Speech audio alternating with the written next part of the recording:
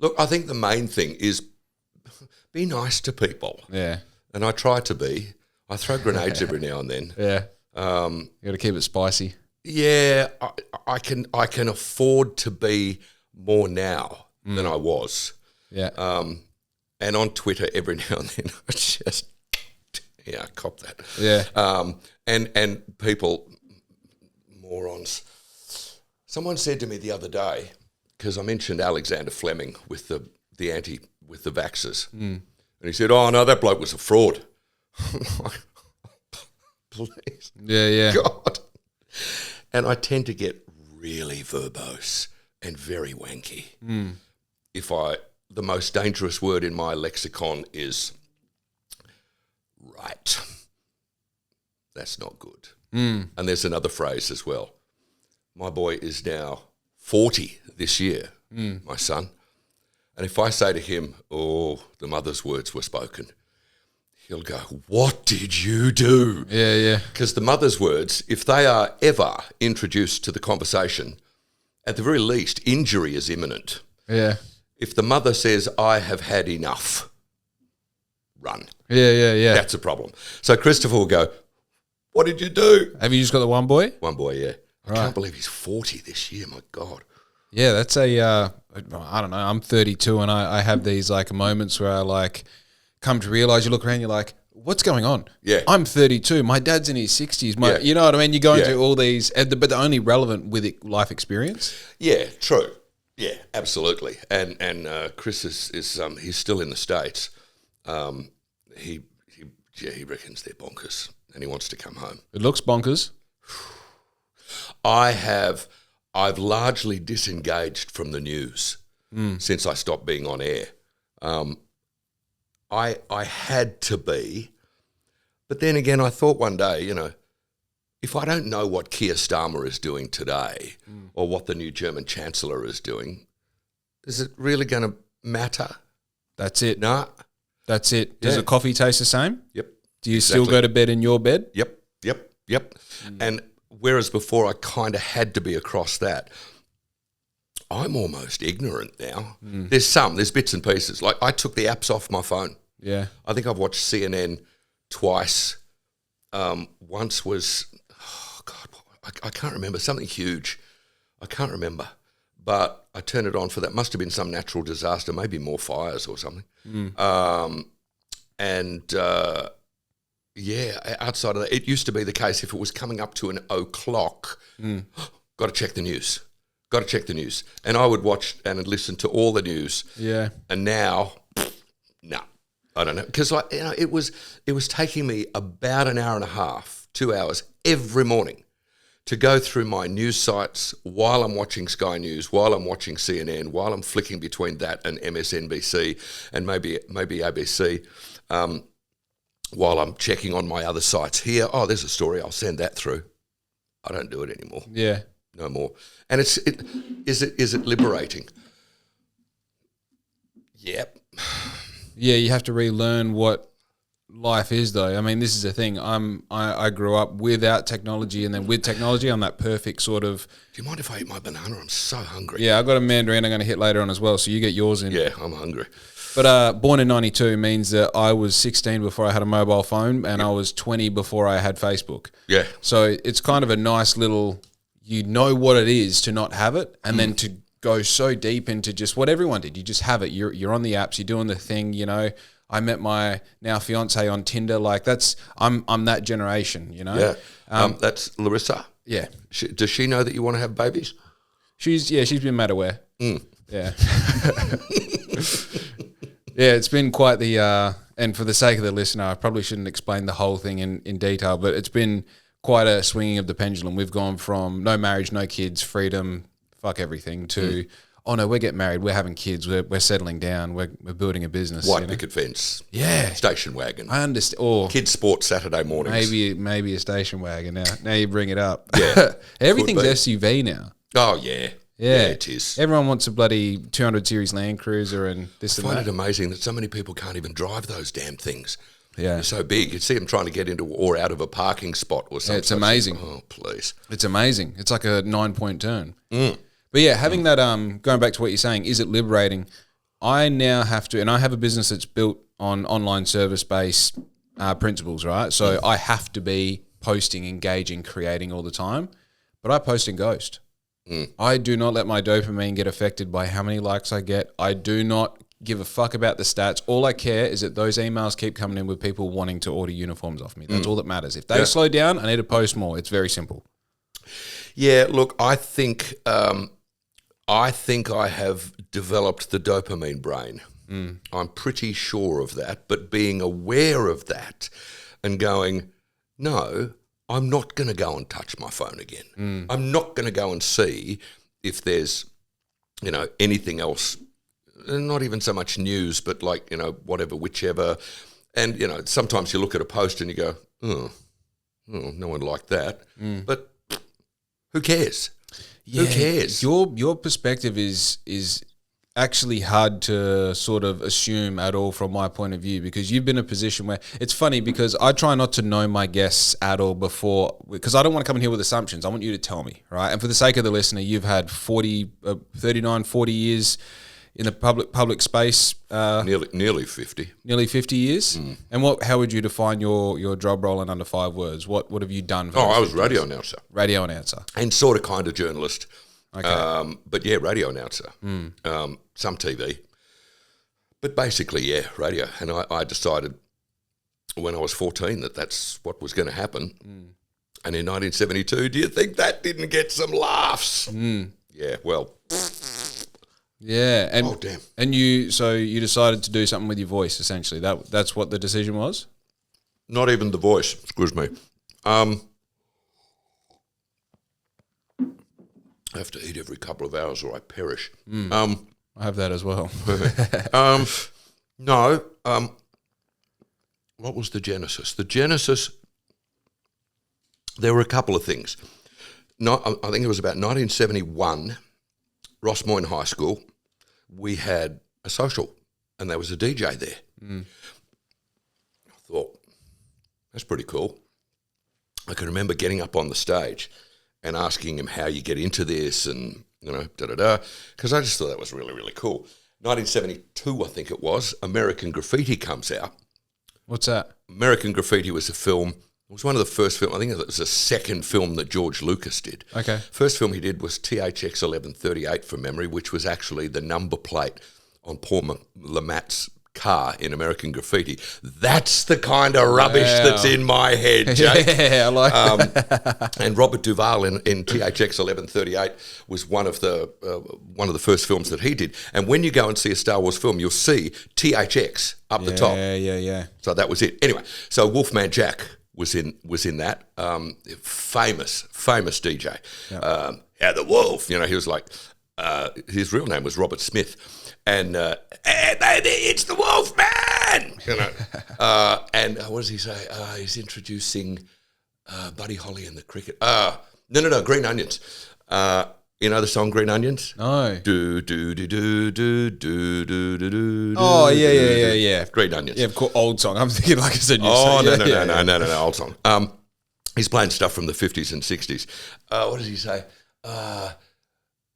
Got the garlic hanging all over the studio, precious thing, gonna keep the vampires away. And I just thought, And then I was listening to the radio, and I remember I won an album from what was then 6pm, 92.9 now, and I went to the studio, and I just asked if I could have a look around. Yeah. And Lionel York, one of my great inspirations and heroes, was in the studio. Look, and I'm looking through the glass window going, that's it.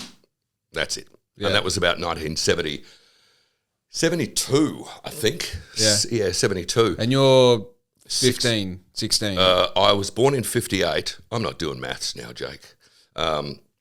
Yeah, whatever, 15, what am I? So you're 16, 17. Yeah. No. 72, I was 14. Right. 14. Other way, yeah, sorry. And that's right, I didn't do any good at maths either. That's why we talk for a living, right? Yeah. And I just thought, yeah, that's where I want to go. That's what I want to do. And it's really strange because every now and then at the studio, I would walk past and see through the glass someone in the studio, and I'd still get a buzz. Yeah. After all of those years. Yeah, and it was, and I was thinking about before I was coming in, I thought, you and I have probably got something that's going to be kind of similar, because you being 17 and saying, I want to go and live in Holland and be a professional skater. Done your research. Must have been people who said, oh, for heaven's sakes, get a real job. Yeah. Oh, don't do that. I know that there were people who said to mum and dad, oh, make sure he gets a real job. But they went, that's what he wants to do. That's what he's going to do. I wasn't much chop at school. Didn't really want to be there. I did okay, but I just I'm sitting in chemistry classes and I'm doing logarithm books and slide rules, and I'm going, you people are wasting my time. Yeah. This is irrelevant to me. But I was an aberration, because I finished school in 75, the exams in November of 75. And there were guys who I went to school with who went, what do I do now? Yeah. Oh, what do I do? And everything that we had, because it was TEE, tertiary entrance examinations, everything was to push you towards tertiary education. Now, you couldn't have printed enough money to get me to go to university. The oldest, if they would have found a way if we wanted to, but we didn't have the dough for that. But I didn't want to go anyway. Yeah. And I didn't really need to. And then, but I know they had people go, oh, he's got to get a proper job. But no, didn't, and that was it. And in a funny sort of a way, it's the same with my son, who's 40 this year, and was always going to be a musician. That was him. He was always going to be a musician. And that's what he's doing, And we can come back to it if you like or whatever. But the other night he did a 2-minute drum solo at Madison Square Garden. Yeah, that's crazy. Because crazy. He's been touring with Avril Lavigne. Wow. Because they live in, Ashley, his lovely wife from California, has been the bass player for Cher, and she got flown across the country once to play one song with Lionel Richie. What else? I rang one time and rang Chris. I said, hey, how you going? Yeah, good, man. How's Ash? Good. What's she up to? Oh, I don't know. She's in Guam. Yeah, I think she's in Guam to play a show with CeeLo Green. Yeah. Like you do. Yeah. But that's what he was that's what he was always gonna do. Yeah. And I knew that he would go from WA. I thought Sydney, maybe Melbourne, and then I started to realise, no, he's going to America. Yeah. And so they've been living in Las Vegas now for about 10 years. And they play a lot of stuff there, corporate shows, but he's toured with Tom Morello, he's toured with Avril Lavigne, he's done a couple of tours with her. He played Rock in Rio, played Glastonbury last year. They played Madison Square Garden on the last tour, but they weren't headlining then. This time they're headlining. And that's it. And surely there's got to be some like bleed over with dad is on mic and around the industry to sort of open those doors of thinking it's possible in his mind, do you think? Yeah, maybe. He was just determined to go and do it. And I wasn't going to go, no, mate, you've got to get a proper job. He was nearly going to be, sort of go into psychology. I said, mate, come and see me. I'll give you a whole thesis. You won't have to worry about anything anywhere else. But, he went and did it. And he was 20. He had his 30th birthday in, I think it was Tempe in Arizona. He's going to have his 40th birthday in, I think, Calgary in Canada. Yeah. I think. But that was it. He was going to do that. Calgary have a great ice rink, by the way. World class. Yeah, well, yeah, he does. I don't know if he's a fan of Gretzky, but he does like the hockey. Big Cubs fan. Yeah. Loves the Cubs. So it's like, and there's another fella who I can relate this to, because it was, remember, like 1972, 75 when we left school. It's a long time ago. And it was a time when you got a job and that was it. You work and no. And if you weren't working or whatever, well, you lazy layabout bum. My man used to get so upset. You'd see the protesters, bloody uni students, they're all useless. And I said, okay, think about this. Do you think any one of those guys, women, whatever, is going to die of a stress-related illness? Nah. Have you got a chance of dying of a stress-related illness? Tick, tick, tick, tick, tick. Yes. Yeah. And so these people, they might not be fulfilling your idea. They might not be fulfilling my idea. But they're doing their stuff. I think that like one thing that really resonates with like my memory of being a teenager was there was just this whole essence of because it's happened that way forever, that's how we do it. Oh, yeah, that's how we've always done it. Yeah. And I think that the longer time goes on, the less that is relevant. Yeah. Like now it's like, that's how it's always been. Well, that's why we shouldn't do it that way. That's the mentality. And it's like, I felt like my sort of adolescent, generation, like I'm Gen Y, I think they were really like, well, why aren't we doing it that way? Instead of just rebelling, it was like just a why. Why? You know? Yeah. And like as you said, like I was the weird one just to be a speed skater. So the foundation was like to play footy. You know what I mean? Yeah, cricket in the summer. Yeah, what do you do? I was hopeless. And then the idea that I was like, got onto the state team and then the national team and then went to Worlds and then got on a team, went to Europe, stayed in Europe for a year, did all these things. Like I was such a fucking anomaly compared to everyone else. Exactly, yeah. And by the time I came back, it's funny actually to go on a tangent. I had a identity crisis because I knew when I came back I was going to quit. And I didn't know, I had a full moment when I came back and the dust settled and I'm like, oh, I'm not a skater. What am I? Yeah. I don't know what I am. Yeah. You know? Yeah, it's kind of strange. I'm a huge fan of Fraser Crane. Yeah. You know, Frasier on the telly. Yeah. Yeah, I saw a kind of a blank look. I thought, oh, hang on, maybe. But I wasn't sure. Anyway, when people go, what TV character are you? I don't even have to think about it. Fraser Crane. Pompous prat, come to expound language and what. Shut up, you wanker. Yeah. But that's me. Anyway, there was part of the series when I think he was sacked from his job. And then he goes down the drain and he's hard to get along with and he's miserable and blah, blah, blah. And what am I going to do? And Niles yells at him one day, Fraser, you're not famous anymore. And a mate of mine said that to me after I left the radio thing. He said, how do you feel about that? And I'm like, I'm okay, because it was my decision. Yeah. It was my decision to leave when I did. The unfortunate thing is, about that same time, the industry was just going down the drain in a big way. And there were lots of people lost their jobs. There were lots of people who had, listen, we'll have a meeting tomorrow. Bring a support person. Well, we know what that's all about. Tell me now, you bullfed. Bring a support person. Oh, yeah, because you're going to get sacked, The support person, yes, in case you fall into a hole or want to leap over the desk and punch someone or whatever. Yeah. So obviously radio's like a corporate setting then. Oh, yeah. Yeah, just a bit. Oh, God, yeah.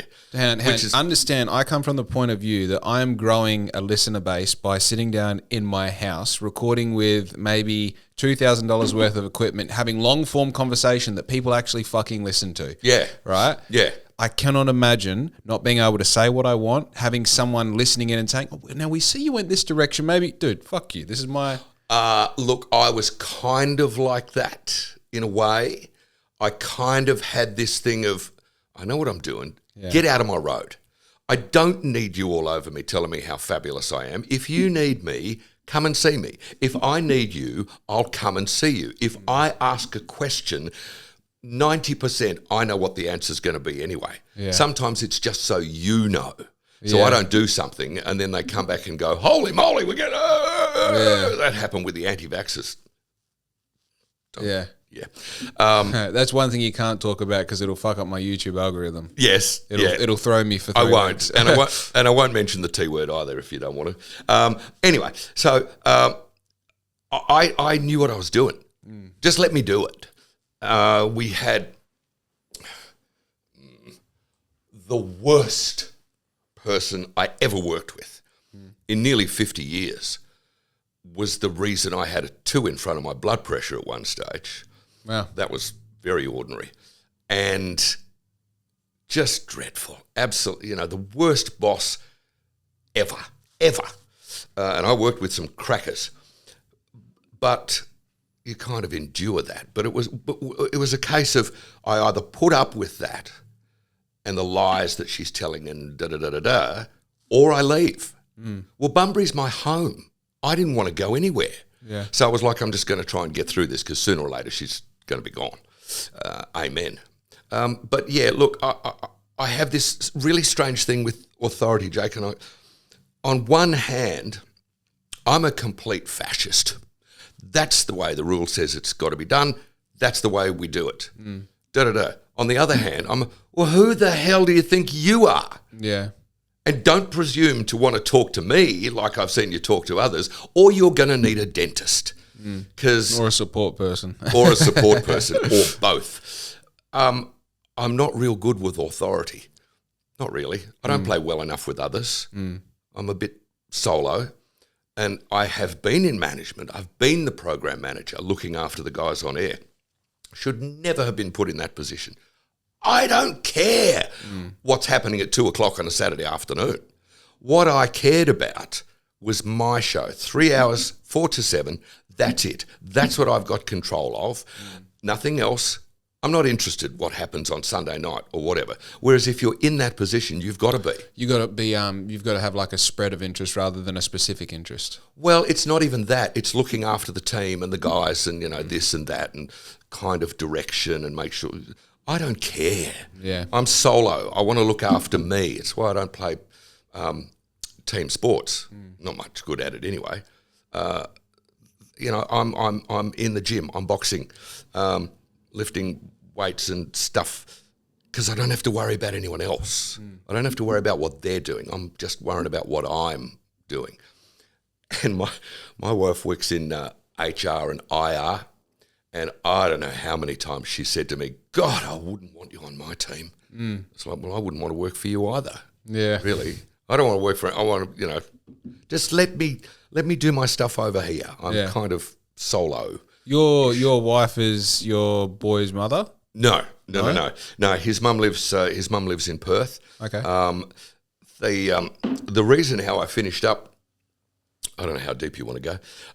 Brother, I'm fucking here for it. Yeah, I don't see any psychiatrist plaques on the wall or anything. Yeah, so no, I'll help you, bud. You're not going to get all of it. Let's get some deep drugs as well. We'll fucking get some truths out of you. I was working in Gladstone. Oh, Jake, look, I got married at 23.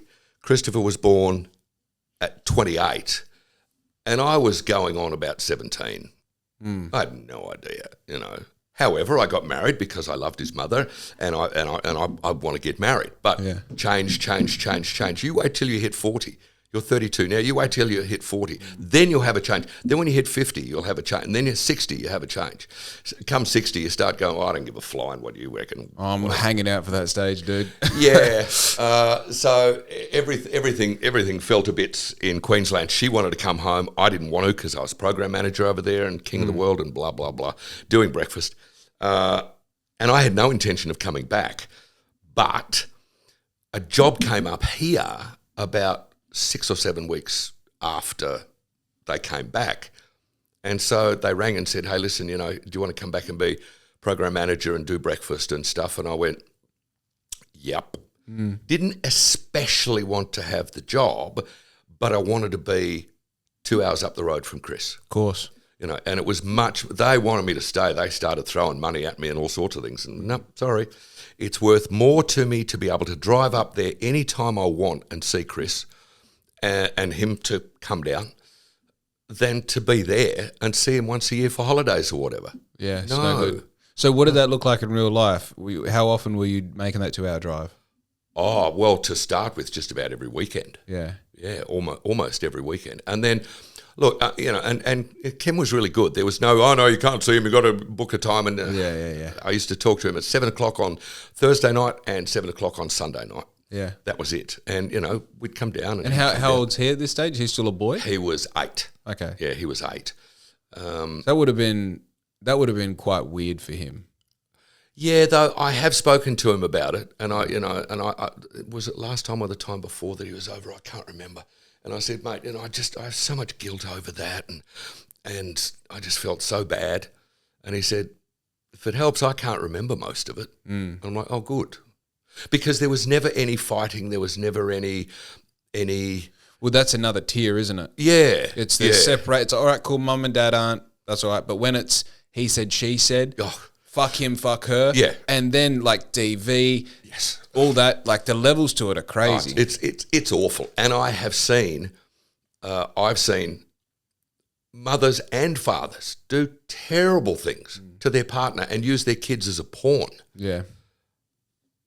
One of my brothers, when his marriage went down the drain, she said to him, "Oh, and don't think you'll ever see your kids again."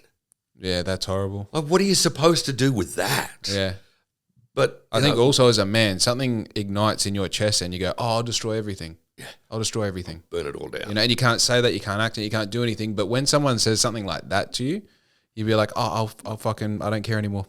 You know? Yeah, yeah. And I don't care about my kids or I don't care about that. It's like, I don't care about the consequences if you're going to take that away from me. Yeah, You know? And it's dreadful.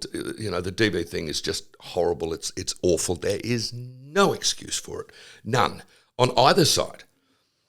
Considering we're there, let me tell you a tale. I was kind of an ambassador, and I like to think of myself still as an ambassador for the White Ribbon Day, anti-domestic violence. I haven't done it the last 2 years because I just asked for one line in the script to say most DV is men against women. Sometimes it's the other way around, and none of it is acceptable. And they wouldn't let me. Wouldn't even acknowledge the fact that sometimes it's the other way. There was a lady sitting in the audience whose son had been killed by his partner. And sometimes none of it is acceptable. None of it. Anyway, that was that. We'll leave that. But with Chris, I could drive up. We used to meet at Hungry Jack's at Mandurah Forum. Yeah. Halfway. Yeah, that's back before Forest Highway days, Yes, everything. Yeah. Exactly, yeah. 14 And I would sets of drive up and lights. then drive back. And so he was a captive audience as well. So I'd have him in the car for an hour. And even you know, in later years, it wasn't, with Dad in the car. Yeah. Oh, God, all right. No, we'd talk about all sorts of things. Talk about music. And he went through his black T-shirt phase. And I had someone say, I wouldn't let him listen to that. Oh, heavens, you know, he liked that nice Greek band, Metallica. Yeah. But that was it. That was his music. I never hated it. I didn't like, my man hated our music. Slade and That's part of the fucking... I think it probably is, yeah. You're supposed to hate it. I was at Denning Gym the other day. Oh, man. There was a young guy there. He was training with one of the trainers, who I happen to know is a music man as well. And it was this, you know, it was like, yo, motherfucker. Yeah. Oh, God, this is horrible, please. Anyway, but he got there first. So the rule is if you're the incumbent, you have the music. I wasn't going to go in there and, you know, take that off and put CCR on. No. Wait for him to go, and then anyway. So there was one song finished, and I said to the trainer, he was walking up to me, I said to Chris, I said, wasn't that last one an early Cole Porter tune, I think? And he said, oh, isn't it shit? But that's his music. The young guy was maybe, 14, 15. There's not many radio stations. There's not many anything programming music for 67-year-old white boys, I'm afraid. Oh, 6:21 a.m.? Well, yeah, maybe. Though I haven't been listening to the radio at all. Never. Yeah, dude, I definitely want to ask you about your opinion on... I mean, this is almost blasphemy coming on a podcast for you, right? Oh, yeah, sort of, kind of. And the thing is, I don't have any restrictions now because, look, I might go back and do some more stuff for SCA, for Triple M maybe. I'm still doing some commercials and stuff like that. I don't think I'll ever be doing any more shifts. I don't think so. And they were really good to me. You know, they were great, but my time was gone. I knew we had a new boss come down who was just lovely. She's fantastic and knew her stuff. And I always respected the position. I didn't always respect the person who was in it because I could look and go, you're a dick. Like, really? Yeah. But, you know, vindictive and would tell stories behind to the man. Anyway. Some people don't have real lives, though. No, well... You know, and then their work position becomes the drama of their life. They want to reenact Home and Away, and then they go to work and they create something out of nothing. Oh, it's horrible. It's like, I'm putting out spot fires every day in my business. I don't have time to create shit that doesn't exist. Yeah, exactly. You know? I had great, and still have, great respect for Erica, but she came down for a sea change from Perth. I think it was middle of 23 or something like that. And I said to her, because she was like, what are you doing? No. What do you want to do? You've been around here a long time. At that time, I was looking to get the 30 years in Bunbury. I wanted to be able to get 30 years in Bunbury. And so she said, right, we'll get you there. She knew that my sand was running. And I said, I'm telling you now, probably the end of 24, that'll be it. Because we had some ratings coming up, surveys around various places, Kalgoorlie, Esperance, Albany, and that. I said, I'll help you through that as much as I can, and then I'm gone. Yeah, when you say ratings, what's that? The surveys, the ratings to see how you're going and whether they love you. And is it like a us versus them sort of ordeal? Are you trying to beat the... Oh, yeah, you're trying to beat the opposition. The unfortunate thing is not an even playing field because RadioWest, as it was, Triple M now, still on AM. Now, at a time when there are cars that don't even have an AM radio in them, at a time when there is still stores and shops and workshops and that around Bunbury where you can't get the AM signal because of the technicalities. Yeah. What chance did we have? We're fighting with one hand behind our back because the worst thing on the FM is still going to sound better than the very best thing on the AM. That's what I was going to say before. Like 621, I've never heard a clear connection from 621. My dad religiously listens to 621. You get in the car and you're like, it's fucking Meatloaf. You know what I mean? Yeah. Like you can just make out what's going on. But sometimes it sounds like it's coming through the end of a jam tin. Yeah. And I don't know why. But the whole AM thing. But yeah, I mean, but also, Jake, times change.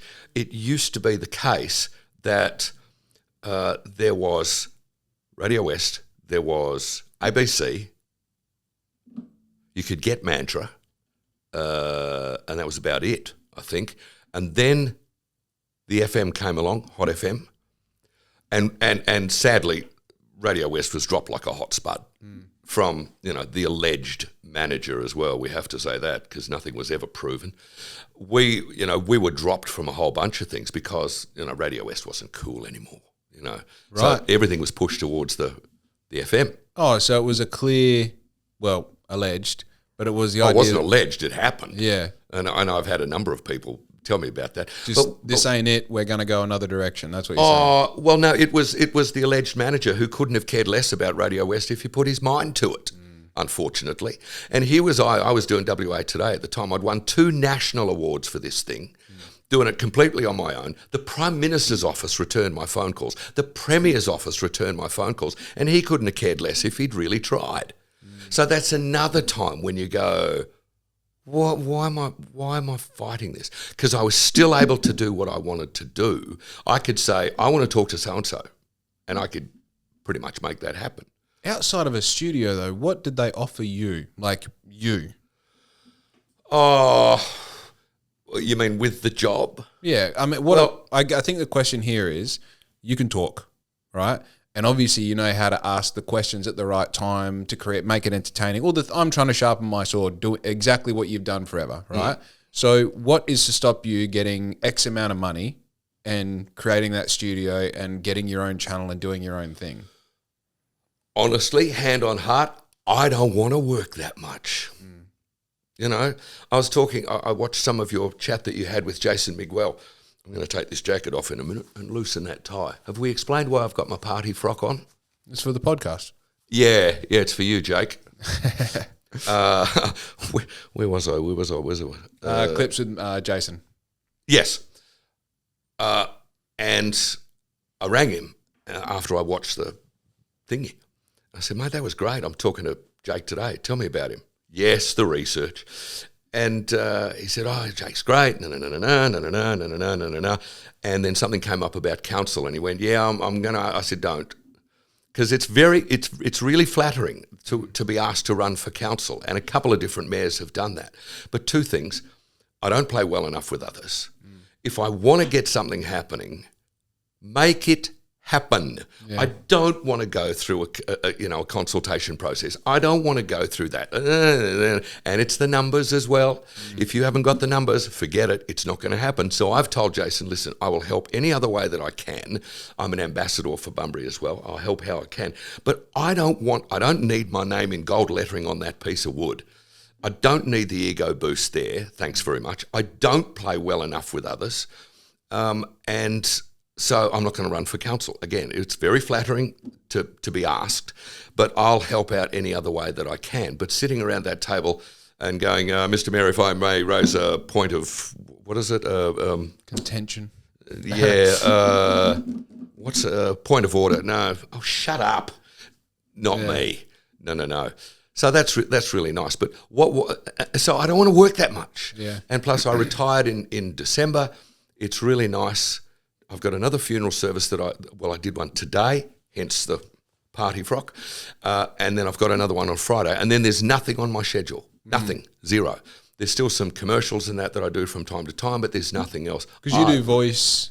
When you say commercials, are they audio or both audio and visual? I've done some. I work with Dean Lomax doing some. Oh yeah, beautiful stuff with him. Yeah, it's terrific. And we're doing some training videos and all of that kind of thing. That's different. Yeah, that's different to being in the corporate world and just nah. I'm gone from that. Yeah, and someone who's never worked in it but see it from afar, I don't know how anyone does it. Yeah. But also, I don't know how anyone has a 9 to 5. I don't understand how people have jobs. Like, for me, it doesn't make sense after the experience that I've had that everyone doesn't just go, I'm going to make money however it fucking needs to happen in my own time. And if I have to stay up 24 hours in a row to do it, I'll do it. If I have to... but the thing is, I'm down that road now. Yeah, and as I've said to some other people from time to time, if you've got it in your guts, it'll happen.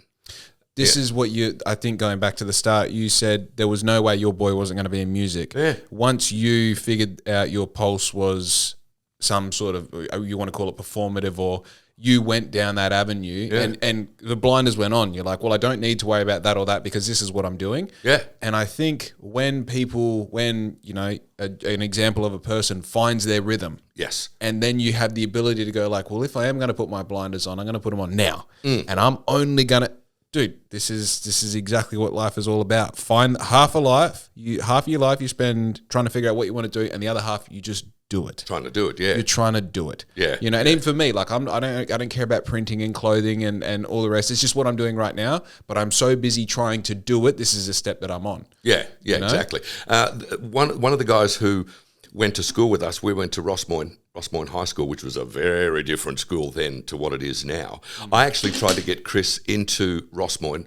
They were living in Huntingdale, and he was due to go to high school. And I rang the guy who was our senior master of science, had become the principal. Right. And I'd sort of kind of kept in touch, I rang him and I said, listen, Chris is about to go to high school. Can I get him in there? And he said, where is he? Huntingdale. No, sorry, not in the catchment area. Couldn't do it. And apparently the real estate values around Rossmoyne High School are higher because you can get your kids to Rossmoyne. Because no way. Yeah, I've been told that for a while. It is one of the schools. I was there 71 to 75. It was a bit different, but that's okay. We finished third year high school. And we were going on to fourth and fifth year. Because I couldn't get a job on air, I was told, you got to get your leaving certificate. And I'm like, that is going to be useless. Yeah. Sorry. And also pulling teeth probably. Oh, absolutely, Jake. But there was a guy who was sort of kind of in our little mini group who was really good at drawing. And he went off to Leederville Tech to become an architect and did quite well at it. He finished up having his own business. He was designing houses. I think he won some awards. One day he said, I really want to be a fireman. Yeah. And so he did. He quit. He sold the business. He quit. And then ultimately became, as far as I know, the head of the fire department around Manjimup, Bridgetown area, all of that. And kids will do what they're going to do, whether you push them to this or not. Sooner or later, they're going to do what they want to do. And there are some people who have so many jobs. I basically had 2 jobs since I left school in 75. I took a break after 95, 95, I think, 85, doesn't matter. To work at a record and video store in Kalgoorlie, where I was. Okay. Christopher had just been born. they were offering me a whole bunch of dough, and I went, yeah, I'll have a break. I'll get out of that. Well, I was there for about 20 minutes at the store going, oh, what have I done? Yeah, this ain't it. This ain't it. And I finished up going back to radio in Queensland. But yeah, people will find where they're going to go. I was lucky because, as I said before, you could not have printed enough money to get me to go to university. Yeah. No, sorry, not happening. This is what I want to do. And so that's what I went and did. And then when I did, well, there was a few people looking around going, oh, really? There was a reunion. It was kind of a birthday, a jubilee for the high school. In 93, I got back to Bunbury the start of June, 93. In November, there was a reunion for the school. And they had a book that they were doing. I should have bought it, of some of the former alums. There was one guy in our school, in fact, I think he might have been the head boy in 75, finished up going to do astrophysics at ANU, and, he was always going to do that. Yeah, yeah. So he was in there. There was a guy and a gal who were together in fourth year, still married.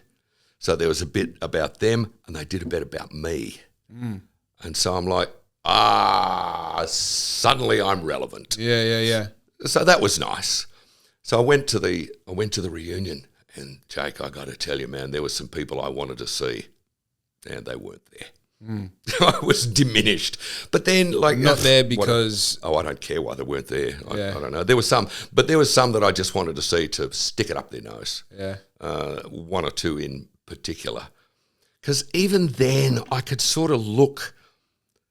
I tend to kind of step back a little bit and look, and I could tell the teachers, in my mind, I could tell the teachers who gave a toss or not. And I'm like, you don't care. I really don't believe you care two squirts of jilgies whether we get this or not. Yeah. The English senior master was a failure, absolute failure, because he did not instill in us a love of words, a desire to find the beauty in language. He was a long way from Dead Poets Society, I'm afraid. Yeah. So I would mark him a failure in that. Other teachers, though, who some people thought were the hard asses, I can remember spending lunch times with them a couple of times in their office so that they could make sure that I got it. Yeah.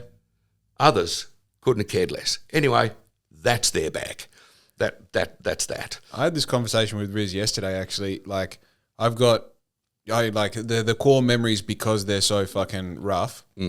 But I've got memories of teachers saying the nastiest shit I can imagine to a child, to me, because I wasn't doing the thing that obviously you're meant to do as a kid at school. Now, fast forward, 20 years, and you realise that a lot of the reason that I didn't have that tenacity in class is because I just don't work in that format. Even in my business, I do 20 things at once, achieve them all, but I never do one thing. Yeah. Yeah. And I just can't imagine going to school, going to tertiary education, setting the goal to be a teacher, becoming a teacher, getting all those years under your belt just to, when the fucking pressure's hard, talk to a student like they're a piece of shit. I don't understand it. That happens. And I don't know if it happens now. I mean, Chris has been out of school for a long time, but I can remember I loathed, I resented and I loathed the homework thing.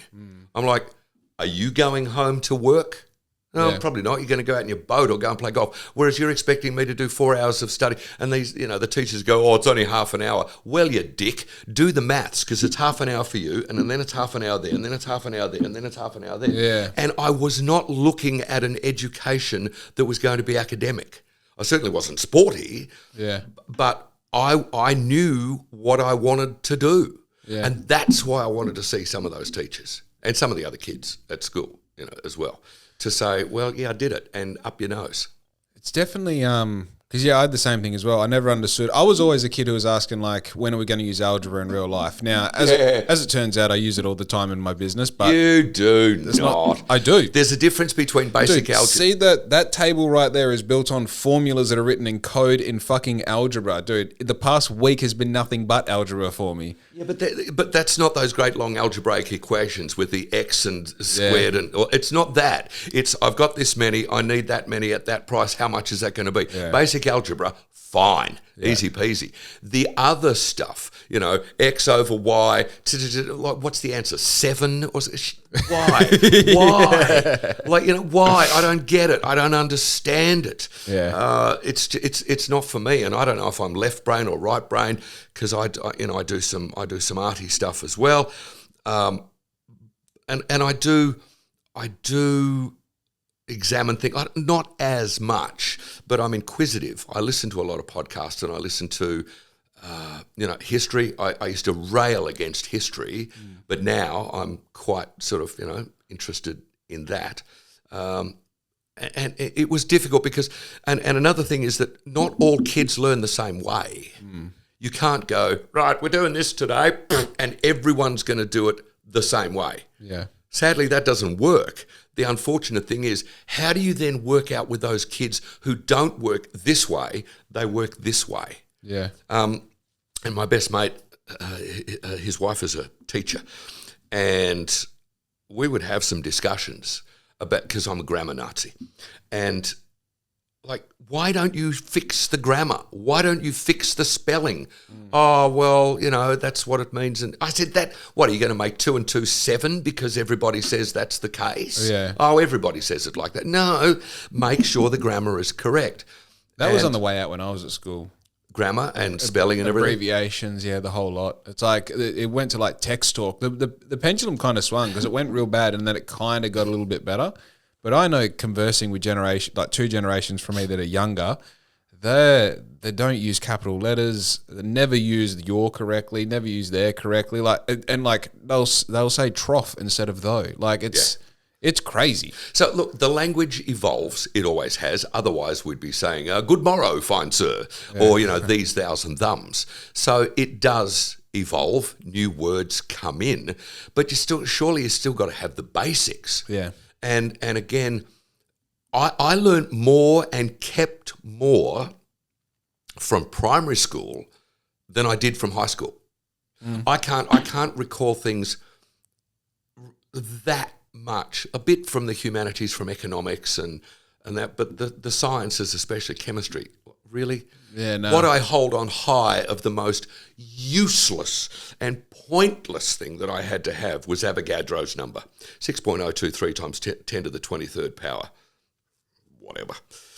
But that was just the highest of the crap that. Yeah. There was a line. Paul Simon did a song called Kodachrome about 1971. And the first line in it is, when I look back on all the crap I learned at high school, it's a wonder I learned anything at all. And coming back to my mate's wife, it's teaching you to learn. Well, why don't you teach me something relevant instead of this other stuff? It's teaching you another way to learn. They'll find their way. Yeah, they might find their way, but even now, well, I don't know now. Someone gets a resume and the grammar is incorrect and the spelling's all wrong and all of that. I'm going to look at it and go, nah. Yeah. But I'm the dinosaur. I'm fully aware of that. I'm the dinosaur in the piece. But language is, that's my basis. And Latin derivatives. I was going a while ago to learn Latin, but I think it was just one of those fleeting, I'll learn Latin. I learned the piano, same thing. Yeah. I can't play anything. Christopher's the musician, not me. So and also suffix and prefix and what's the derivative French derivatives, where did that come from? To understand the building blocks of the language and making sure that it's your, and in fact there's more. For the plane to go sideways, your. And there's another one. Days of yore, so there's another one. Oh, yeah, you're for the plane to go. Yeah. I was like, what the fuck are you talking about? YAW. It's not just this guy the other day. I don't know what I said. I don't know. But he came on and went, Cliff Reeve, you're an idiot. YOUR. And I just went back and went, YOU apostrophe RE. Yeah. But hey, Tiger, you gave it a shot. Yeah, so yeah. Good for you. I didn't hear back from him. I don't know why. The language is the building blocks. I remember when I was program manager in Gladstone, there was a fella who was, how old? He would have been maybe 10 years younger than me. Just a rookie, nice guy. And I was sitting in my office and there was something on a commercial that he had produced. There was something like, they got such and, call in, they got such and, I went, no, that's not right. They have got, or they've got, or whatever. Oh, well, everyone talks like that. I said, Paulie, we work with the English language. That is our stock in trade. Let's try and get it right. Yeah. And every now and then I still hear things that are like fingernails on a blackboard to me. And Mrs. will go, it's not your problem. Yeah. Not anymore. Yeah, so coming from the point of view of I'm trying to promote a brand, I'm trying to promote my brand, and there's a difference between Black Ink and My Face, right? Yeah. And there's also a difference between Black Ink and Outfit Co. You know, one is a personal brand, one of them is a business. Yep. And in the process of like, you know, sort of defining the character, which doesn't happen through sitting there and going like, now who is Black Ink? It happens from posting and creating and putting it out there and seeing how people respond. And it's like, okay, do I swear? Okay, does my audience swear? Or do they respect it when people swear to them? Do they respect it, or do they respond to it when people swear at them? There's all these questions that you ask. And, you know, kind of like going back to what I was saying before with what I learned with the creative writing thing, and all of the rules that I write down for my life go back to what I was taught as a boy. I tend to find that all of my language goes back to just what it's meant to be. Yeah, the basics. Yeah, I mean, look, I love Stephen Fry. Christopher Hitchens, one of my favourite writers. You know, I listen to his books and just go, well, I'm never going to write anything ever again because it's not going to be as good as that. Hitchens. I don't read. Reading's a bit of a chore. I listen to audiobooks, and I did teach myself not that many years ago to be able to skim read. I could never do that at school. And I can remember the English master, we had to read Kings in Grass Castles for, I think, 74, 75, fourth year, fifth year or whatever. Mary Durack, I think it was. And the writing was like this big and my immediate response is, that sounds real gay, but yeah. Was it Grass Castles? Yeah, dude? it was about the cattle barons in the north and blah, dude, blah. Whatever. Yeah, exactly, whatever. And I couldn't get it. And I sort of have this, I don't know if it's a dyslexic thing or whatever.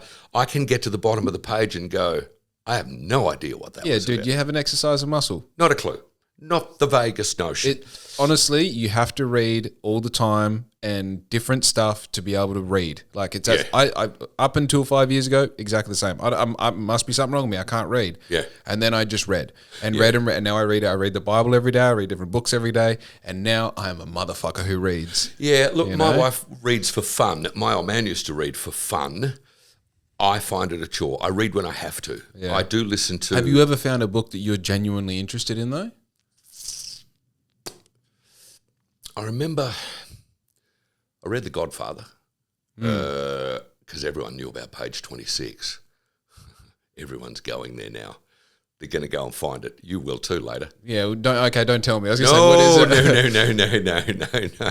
Page 26. Got some young boys through some cold winter nights. Interesting. So I couldn't get into this book. But the English teacher said, "Oh, just read it or you'll fail." Well, thanks very much. I'm really inspired now. Yeah, I guess I'll fail. Hey, what's the problem? How can I fix you through this? Just read it or you'll fail. Oh, good. Don't, fall over and break a bone or anything, will you? So now I listen to audiobooks. And I love biographies. And the latest that I've just downloaded, I haven't even started it yet, is Stephen Fry's book. I finished a couple of weeks ago, Sonny Boy, which is the book about from Al Pacino. Yeah. A number of other. I listen to podcasts with Conan O'Brien, who's a fabulous wordsmith. John Stewart, who's a great wordsmith. I love I'm Sorry I Haven't a Clue, which is a BBC game going for about like 40-something years, the program, and that's all wordplay as well. Yeah. And I love that. The wordplay is What did your dad do for work? He had a business making aluminium windows and aluminium balustradings and railings and that sort of stuff. And I hated it. I was there every now and then. Yeah, that's part of being your father's son. Didn't want to be there. Yeah. Did not. And your mum didn't work? Oh, every now and then she used to work from time to time at a place called Free Corns, which was a grocery store, which I think ultimately was bought out by Charlie Carter's. People who've seen a lot of summers will remember that. I was going to say, you're speaking Cantonese right now. Like, Yeah, I have no idea of these names. That's the go. It's a long time ago. Yeah. Yeah, so that was that. Granddad on Dad's side was in the WA government. Granddad on Mum's side was an orchardist. Okay. Out at Mahogany Creek. Yeah, they were. He was an orchardist. And in it for himself? Oh yeah, Yeah. yeah. And then he worked at the markets as well. So you have a very like you have an organic sort of standing in doing things for yourself anyway. Yeah, Yeah. yeah. I don't like bosses. Yeah, no, neither do I. I don't even like that I'm the boss, you know. Yeah. I saw this thing the other day. I've unfriended myself on Facebook. I'm not putting up with that shit anymore. Yeah, that's good. I like that. That's funny. Yeah. Yeah. But again, coming back to that dichotomy of, I'm an absolute fascist. That's the way it goes. I'm like, well, who the fuck do you think you are? Mm. Don't talk to me like that. There's going to be a problem. Did you struggle with imposter syndrome in your... Oh, just a bit. Yep. Yeah. Always. All right. Okay. That's interesting. Because obviously, like, audibly, you've got a very, you project really well. You've got a great dichotomy of words to choose from. You've got a interesting way of putting them together, But, I think, and even this, I mean, you came on with, I asked you, we have never met each other. I sent you a message yesterday, hey, come on the podcast. And thank you for that. And you said yes before knowing what it was. Yeah. So obviously you have a certain... Oh, I knew what it was. I checked you out. Yeah. Yeah. Well, an air of confidence in that, and I feel the same with most situations. I don't know what it is, but I'll be fine. Yeah. You work it out. Yeah. Yeah. And I think... Yeah, absolutely, yeah. And where I'm drawing the relationship here is, I think it's that same thing where you go I have no idea, but I know who I am. And imposter syndrome sits right in the middle of that. Yeah, yeah.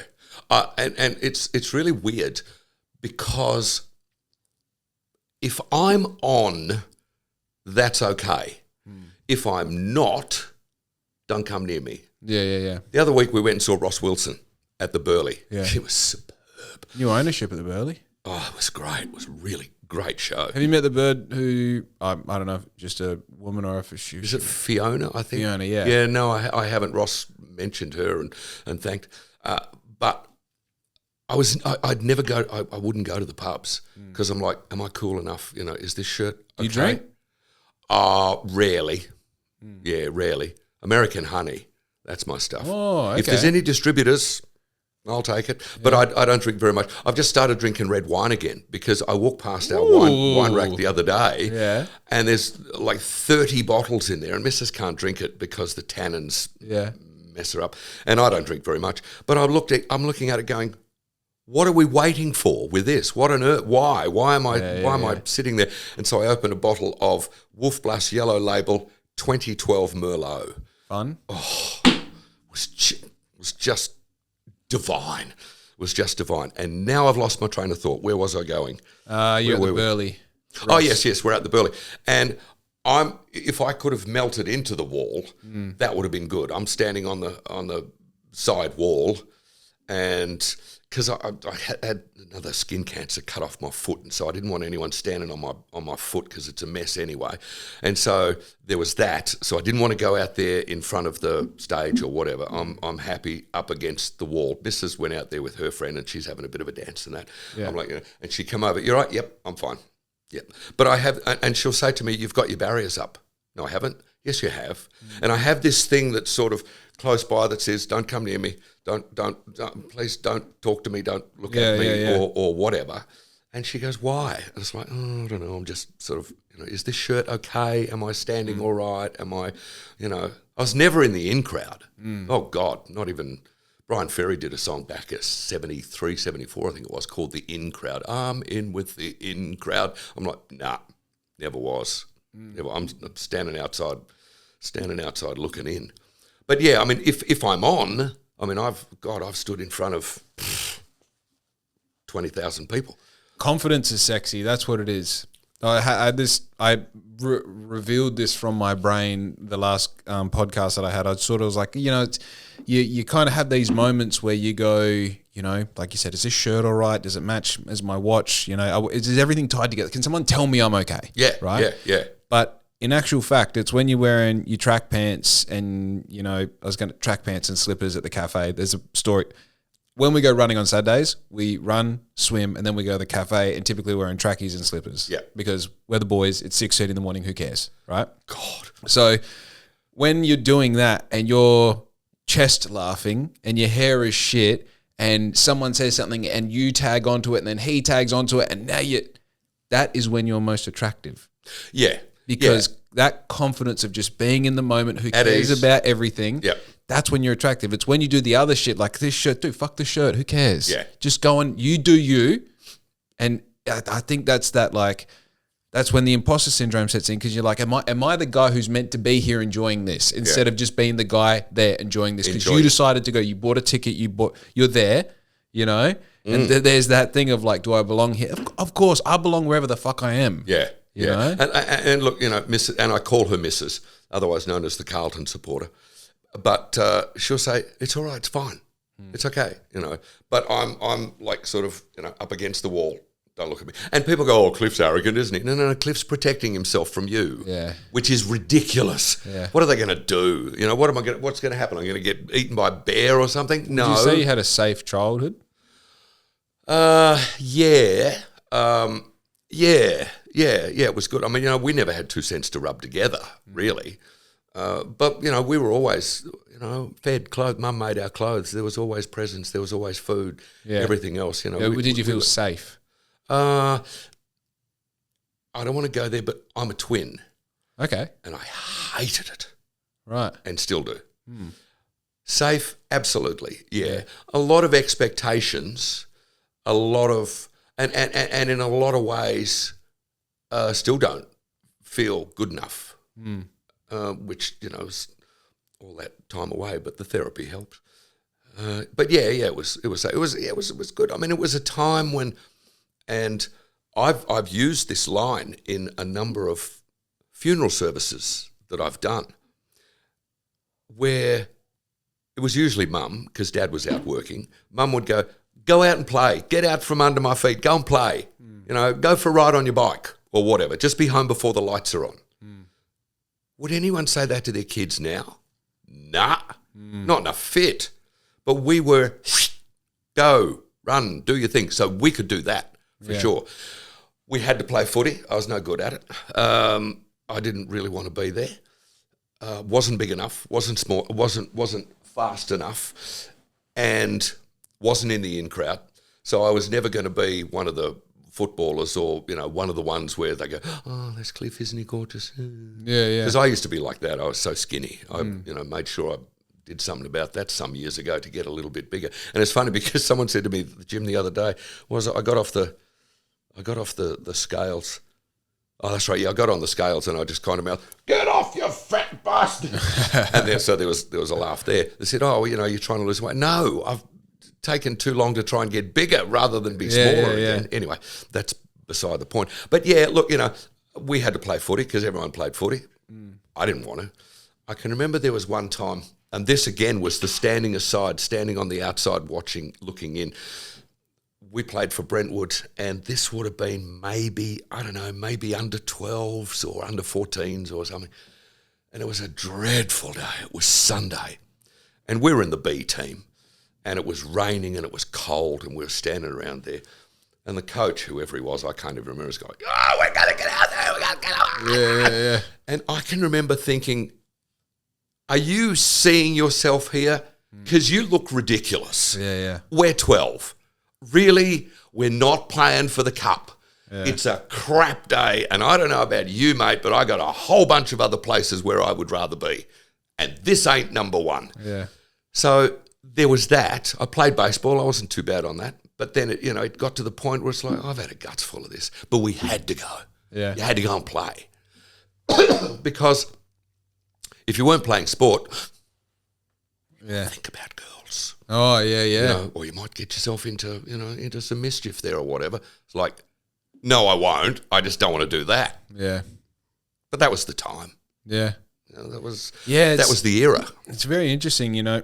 I was never going to be athletic, and then one day I found skating, and I was so naturally fucking God gifted on wheels. I really was, like, from the get go. Yeah. And then it was just like I didn't want to be an athlete. I didn't want to be. I just wanted to keep going back to skating. I look forward to doing that every day. Yeah. On the school holidays, like. This is unbelievable to say now. Not unbelievable. It's very interesting. On school holidays for years, I would not miss a day. Every day of the school holidays for years, Skating. I'd go to the rink and skate. And I still would train in the evenings. I'm talking mum would drop me off at 9:30 in the morning, pick me up at 4 o'clock, take me back at 5:30, pick me up at 7.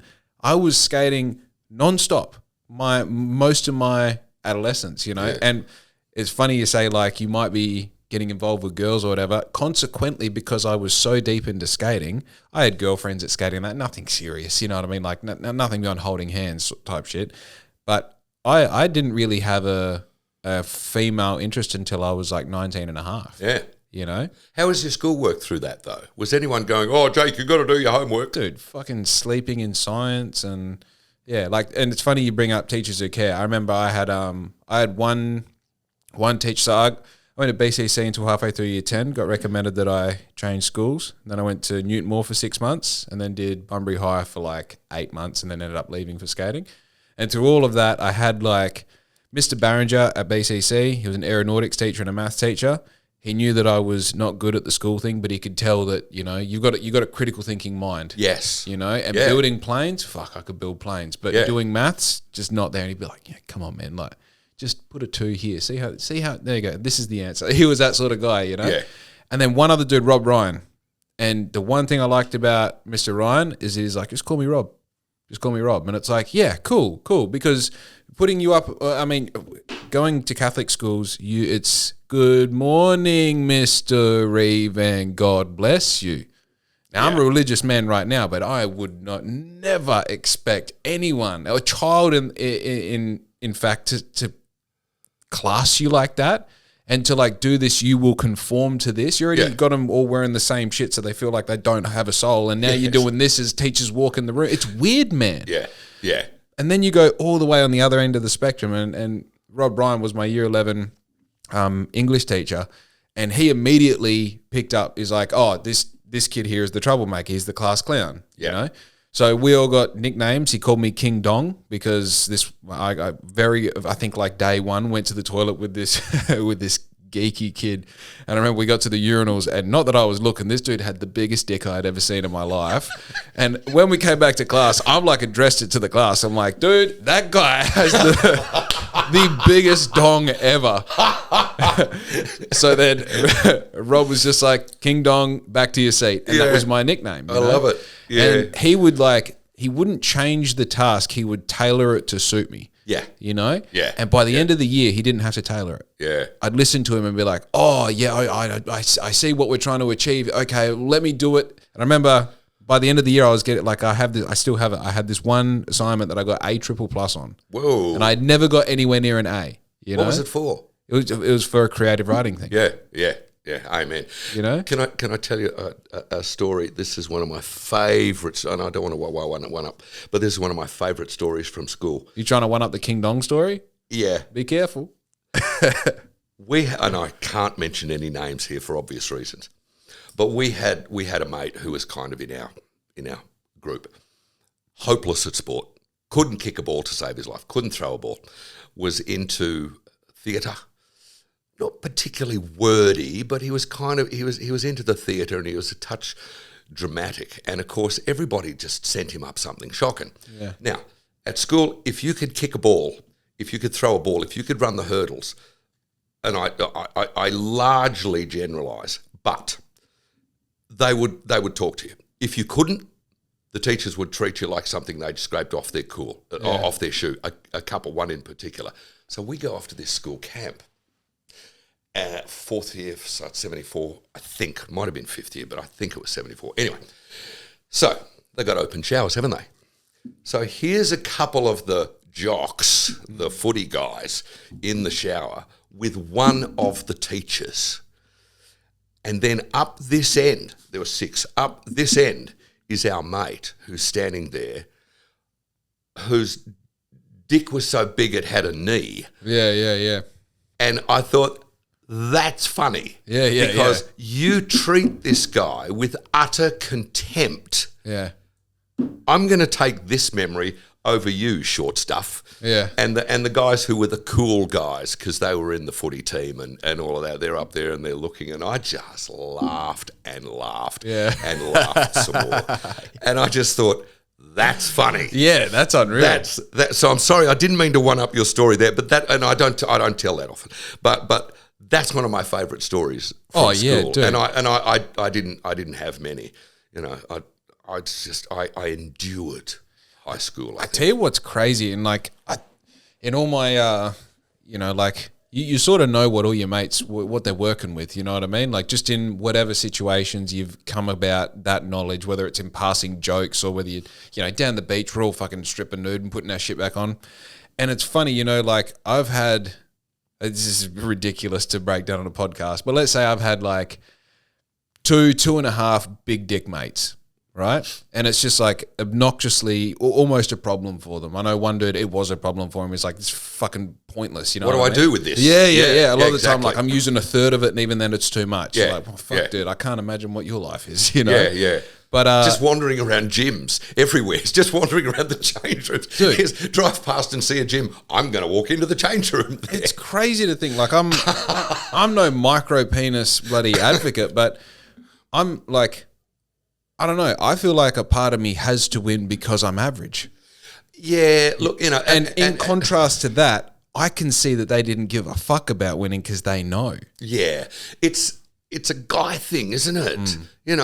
And every guy we know is having more sex than us. And they're having better sex than us.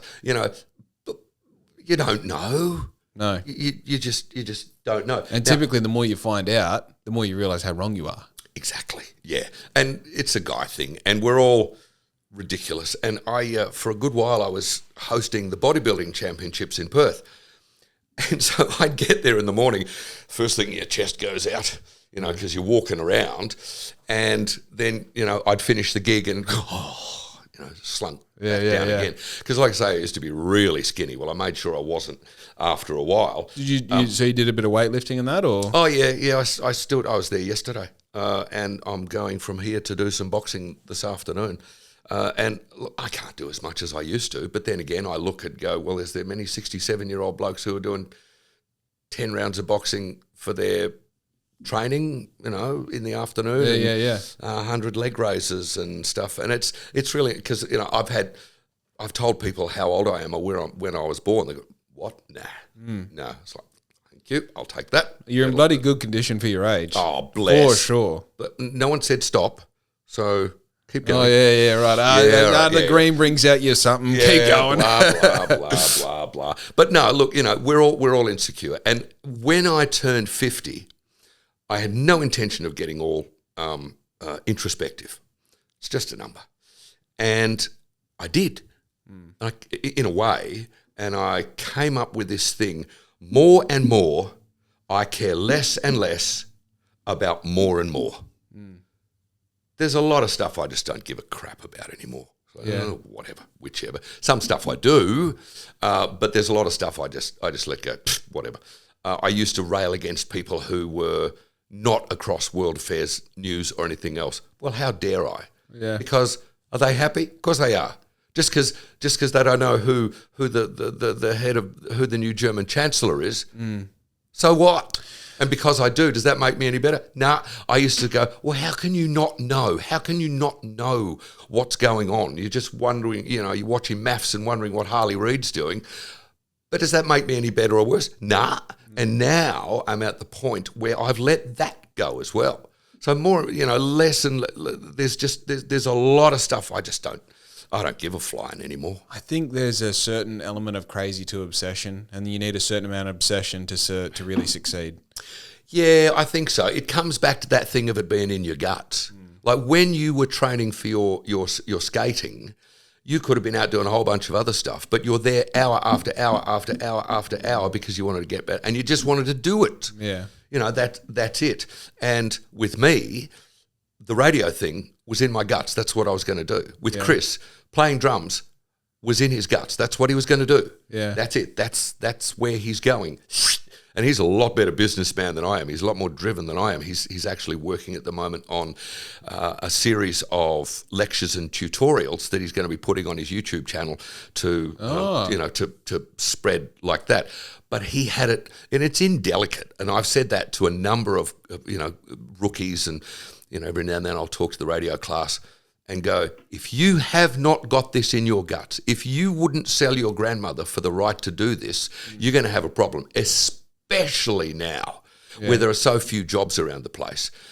And there's really not anywhere to learn your craft. And the money's garbage. The hours are still pretty ordinary, really. And if you don't absolutely have that you're going to do it, you'll go and find something else. I've said for years and years, there are radio people and there are people in radio. Radio people will sell their grandmother for the right to be there. People in radio go, I might give this thing a go. Yeah. But then after a while they go, nah, and go and do something else. I think that works if you replace radio with life as well. Yeah, I think so, yeah. And it doesn't matter if you're in the corporate world or if you're in the art world or the sport world. You are not going to get there if you don't have it. It's indelicate, but in your guts. Yeah. That's it. How many football players are playing every weekend? Squillions. How many are playing at the absolute elite level? Yeah. Lots. Not. Yeah, a lot less. Yeah. Yeah. And what they've got to do, I was reading the other day about Dermot Brereton. What he has now is terrible with his body. I think he had 5 reconstructions or something on his ankle, so much so that he can't walk straight downstairs. He's got a crab down the stairs. Yeah. Days he can't put his socks on, can't put his shoes and socks on. And you kind of look at it and go, well, Jesus, what was that for? What was that worth it? Really?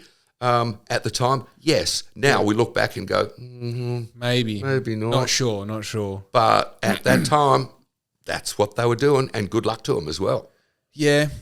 Yeah, I have like a resonating thought here, and I don't know exactly what topic it's on, so I'll just try and hash it out. But I think I definitely started having these conversations because I really like talking, but also because I really like the idea of I have access to something without being pretentious about it. I'm like dialed into, I don't know what I get it. I'm like an antenna, I get it, and then it's my job to just distribute it, right, to a certain extent. And I think the thing that I try and do is I create relatability between the messages that I'm given and people who are just living, right?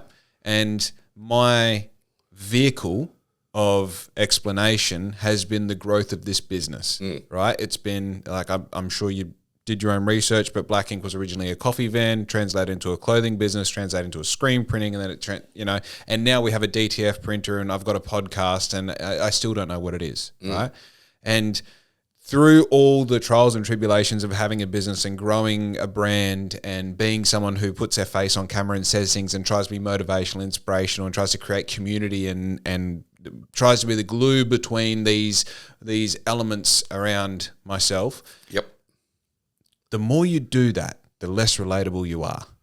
But in the process of trying to be relatable, you have to keep growing. Yeah. And now I think, how the fuck do I relate to anyone when I determine what my day is every day? When my alarm goes off, sometimes I go, no. I'm going to do 6 instead of 4, or I'm going to do 7 instead of 4. Yeah. And when I wake up at 7, I have no guilt. Yeah. Yeah. And, every night is the same routine. 7:45, I go and have a shower. I'm in bed by 8:10. Right? And some nights I get up and I write instead because I'm the fucking man. Yeah. Right? Yeah. Now, that has happened because I've got an extreme amount of learned discipline and probably some foundational discipline from having a childhood of being an athlete, I've also got a severe fear of losing everything, right? Yeah. I've got a fear of not being safe enough. I've got a fear of not being secure enough. And that means it's like if I just outwork the other version of me that didn't do the work, I will have more security and I'll have more sureness that it doesn't matter what the outcome is, because even if I fail, I fucking tried everything I could. Where does that come from? Have you rationalized that? Yeah, I don't want to get into it the podcast. No, that's fine. Easy. Yeah. I can tell you that the generation from the Depression, like that. I've come from a funeral service today for a lovely lady who was 96. She was born 1929, virtually the start of the Great Depression. Right. My nan, on Dad's side, would not buy toilet paper unless it was on special. Yet, as far as I know, she died nearly a millionaire, I think. But could not get around, but I might not have that. So I'm not going to spend that because I might not have it. I've got to have some, because you just don't know when it's all going to go. And I remember during the Depression, we had this and that and da-da-da. And then, of course, the war years. And so the privation's there. And you go, oh, gee, I'd better watch out or it might all be gone. It could be gone. Now, the interesting thing is, I have said, mate, I ain't rich by any stretch, but we want to travel some more. We were going to go over to America and see Chris. That's not happening. I'm not going there. Want to go to Egypt. I've always wanted to go to Egypt. Yeah. Now, can we afford that? Probably, maybe, I don't know. But I've said I'm not dying with it in the bank. Yeah. So if it means it's going to cost us $20,000 to go and see the pyramids, good. Yeah. We'll eat beans. I'll get back on my street corner again if I have to. Yeah. To be able to do that. But that idea from the generation, the older generation, God, listen to me sound like Mr. Wisdom. It was, it might be gone. You just don't know. It might not be there anymore. So that's a kind of a protective thing in a way. Yeah. I can understand that, because going through, and there are some people now who are doing it really tough. Really tough. I have no doubt about that. The housing market, there are some kids who are never going to be able to get their own house. They just can't. I mean, God, it's hard enough trying to rent somewhere these days. Yeah. So there's that. But when the interest rates were 22%, I think back in the mid-'80s, and we've got a hard time at the moment now, it's hard. It's tough because you think, geez, what if I don't have everything? What if I don't? But I suppose we'll find a way. I think I was unofficially ranked number 10 in the world at marathon skating at a junior level, and it's like it's very unofficial. I claim it, but it's also one of those things where there was never a scoreboard where you go, yep, number 10 was Jake Kerr. But with that said, that was where I was at. That was the realm that I was at. And I didn't realize how fucking cool that was until it was all over. Yeah. Well, it's the old saying, isn't it? You don't know what you got till it's gone. Right. Yeah. And I've got a very aware knowledge that you can sit here and tell me something and I can choose to listen to it and put it into my vernacular, I think is the word I'm looking for. I can move forward. Is it there? That wasn't it. No, not quite. In your consciousness. Yeah, no, I'm trying to say it's like a block in the story. Like I can take your story into my story without actually living it and take the lessons and yeah. Anyway, it was a V word. It probably wasn't. It doesn't matter. The point is I can learn from your mistakes or I can be pig-headed and learn from mine. Yeah.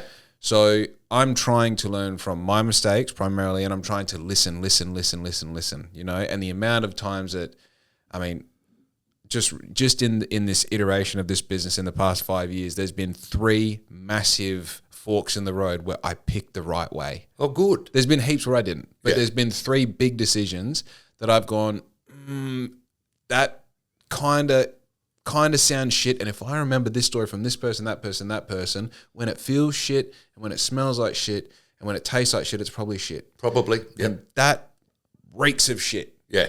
And I've gone the other way. And then you get to retrospectively go, wow, I used their lesson to not have to learn myself. Yeah, right? Exactly, yeah. So if we boil all of that up and put it to one side, I look around now and I go, all right, so you've got the business, you got the equipment, you've got the customer base, you've got a heap of people that have had good experiences, you've got the house, you've got the fiance, you've got your health, and you're still only 32. Yeah.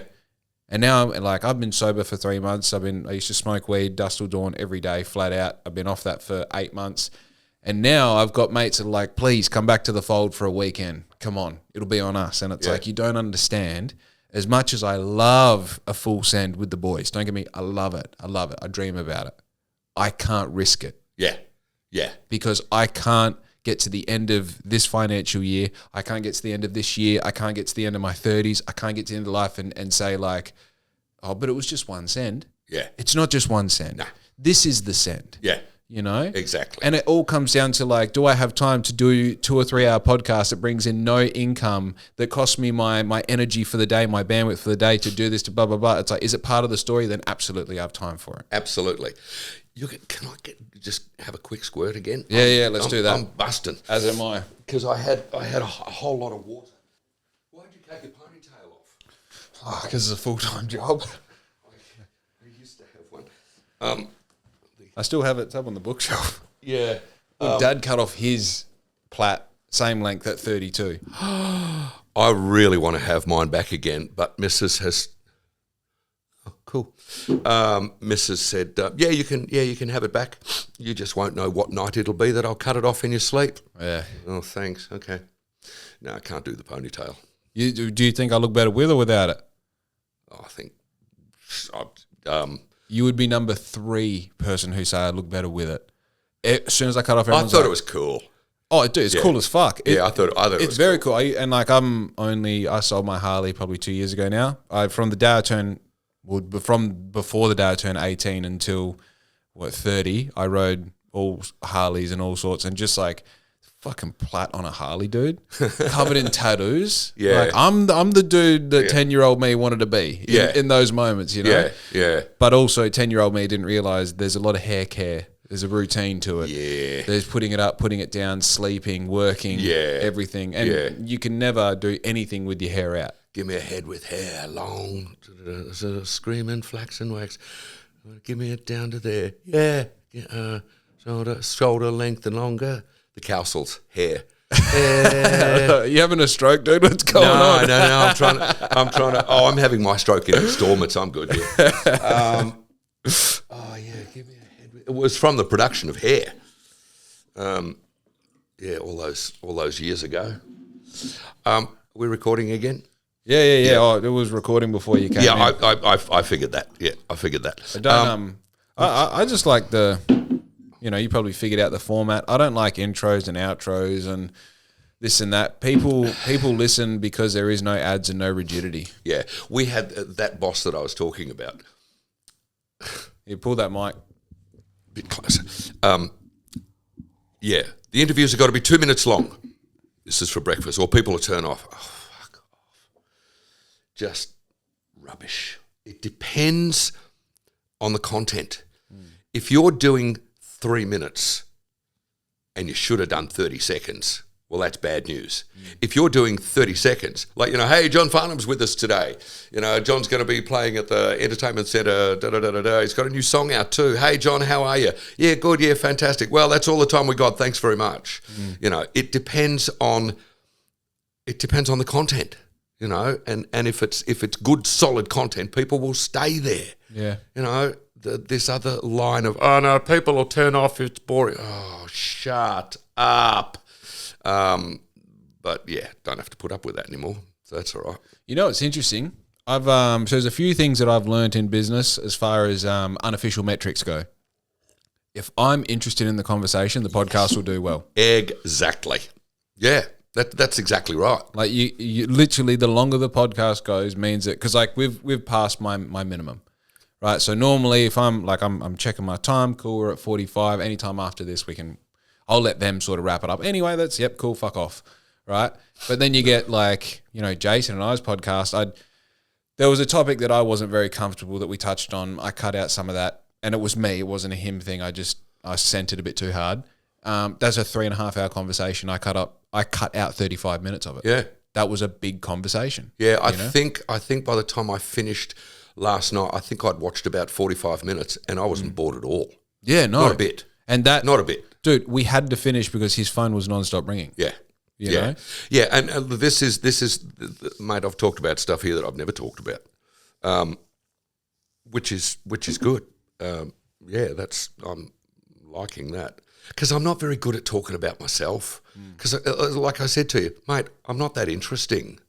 Maybe that's just me. Maybe I just go, yeah, well, I'm not. Yeah, that but interesting. do you think you're not interesting because you're scared of what it looks like to talk about yourself? Like, Yep. Yeah. Oh no, you don't talk about that. Good Lord, don't give yourself airs. Who do you think you are? I pretty much described the length of my dick on this just now. You know? Yeah, I've heard about it. I read it on the bus shelter wall down at Hungry Hollow. Yeah, with the and you know number what? on it? They got your name wrong too. No, the name's right, the number's wrong. That way you didn't And get I any phone corrected calls. it. Oh, come on. You go back down there again. Yeah. Still nothing. It's 701. No likes. Yeah. Oh, come on. Not one like? Really? You drive past, see Oh people my at the bus stop and checking you. Please. Oh, mate, you just go and put a tick next to it. Yeah. Write a comment under the wall or something. Do something, please. But yeah, I mean, you never talk about yourself. Oh God, no. And that was one of the things. Oh, you're becoming my shrink again. That was one of the things that I never really felt good enough. I don't know if that was being a twin. God, I hate it. Still do. Or thinking of myself as an adjunct, because they never knew I was coming until I got here. In 1958, Mum wouldn't have an X-ray and there was no ultrasound or anything like that. They sort of kind of thought that there was a second heartbeat there, but they weren't really sure. Really? Yeah, so suddenly I've come along. And I tend to take things that big and make them that big. But no, I never really felt worthy or good enough for whatever.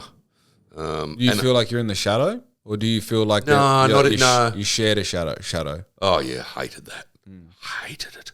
It's funny. Oh, people, it must be such fun. No, it's not. No. And then, adolescence comes. Twin or identical twin? Yeah. Adolescence comes along and you've got an identity crisis and zits. Give me that. Yeah. Yeah. That's, yeah. So, but I'm better now. Yeah. There's definitely do you have other siblings? One little brother, yeah. He's 2 years younger than us, yeah. Interesting. We've all retired now. Yeah. Yeah, and I hardly ever get to see him because we're far flung. Yeah. Far flung. And I've been in Bunbury for 30 years. Amen. Just over. Actually, it's 31 now. Or is it 32? Ooh, I don't know. I'm not doing maths. So yeah, we're far flung. Far flung. But even when I'm winning awards and stuff like that, I never really felt really me. Yeah, dude, the awards thing is kind of weird, huh? Yeah. Yeah, it is. And it's really nice. It's nice to get them, but does it really mean anything? Not really. Because, you win the award on Saturday night and then you go to work on Monday and you're tired from the weekend. And You've still got an average sized dick. You have a greater fixation than I do. I like that. Yeah. Let's go. But you've won the award here, but Monday's show is crap. Really, and that's another funny thing with the bosses. I don't need to be told all the time how wonderful I am.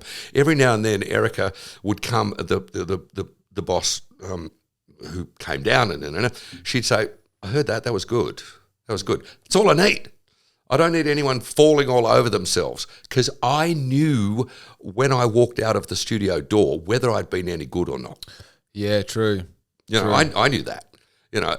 And also the chat that I had given lots of rookies was the helicopter, because you could do the show.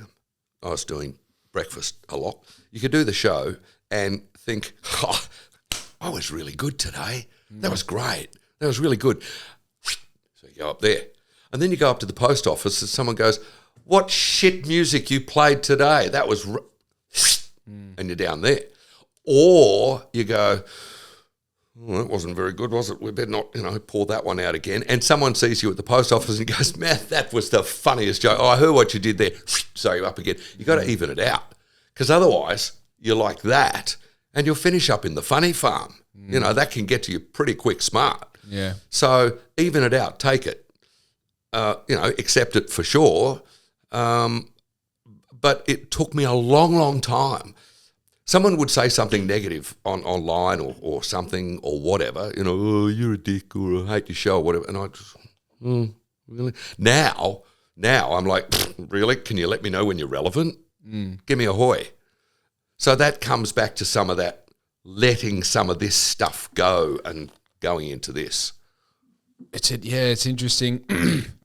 It's funny, actually, 3 days ago I wrote about, it doesn't matter when I wrote about it, but it's the one thing that they don't tell you when you start an endeavor like one that I'm on in business and in trying to be, a good, husband and father one day and trying to be a good friend and trying to be a rule following but rule breaking, all these things, like trying to create a business in an industry that's pretty much spoken for, but it's like, well, why don't we do it this way? And then turns out you might be right, and it turns out that there's actually infinite possibility.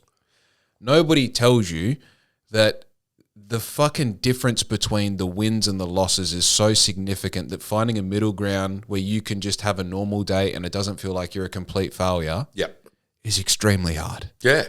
It's extremely hard. So you can't do that helicopter thing or you will go round the bend. And I've come to the point very rarely would I have said when I got home, I would say to Mrs., I was good today. And I do that because doing the funeral services, which I've been doing for about 5 years or so now, I find immense fulfillment from it. I've had people say, do you enjoy that? Well, I can't say I absolutely enjoy it per se, but I get great fulfillment out of helping the people.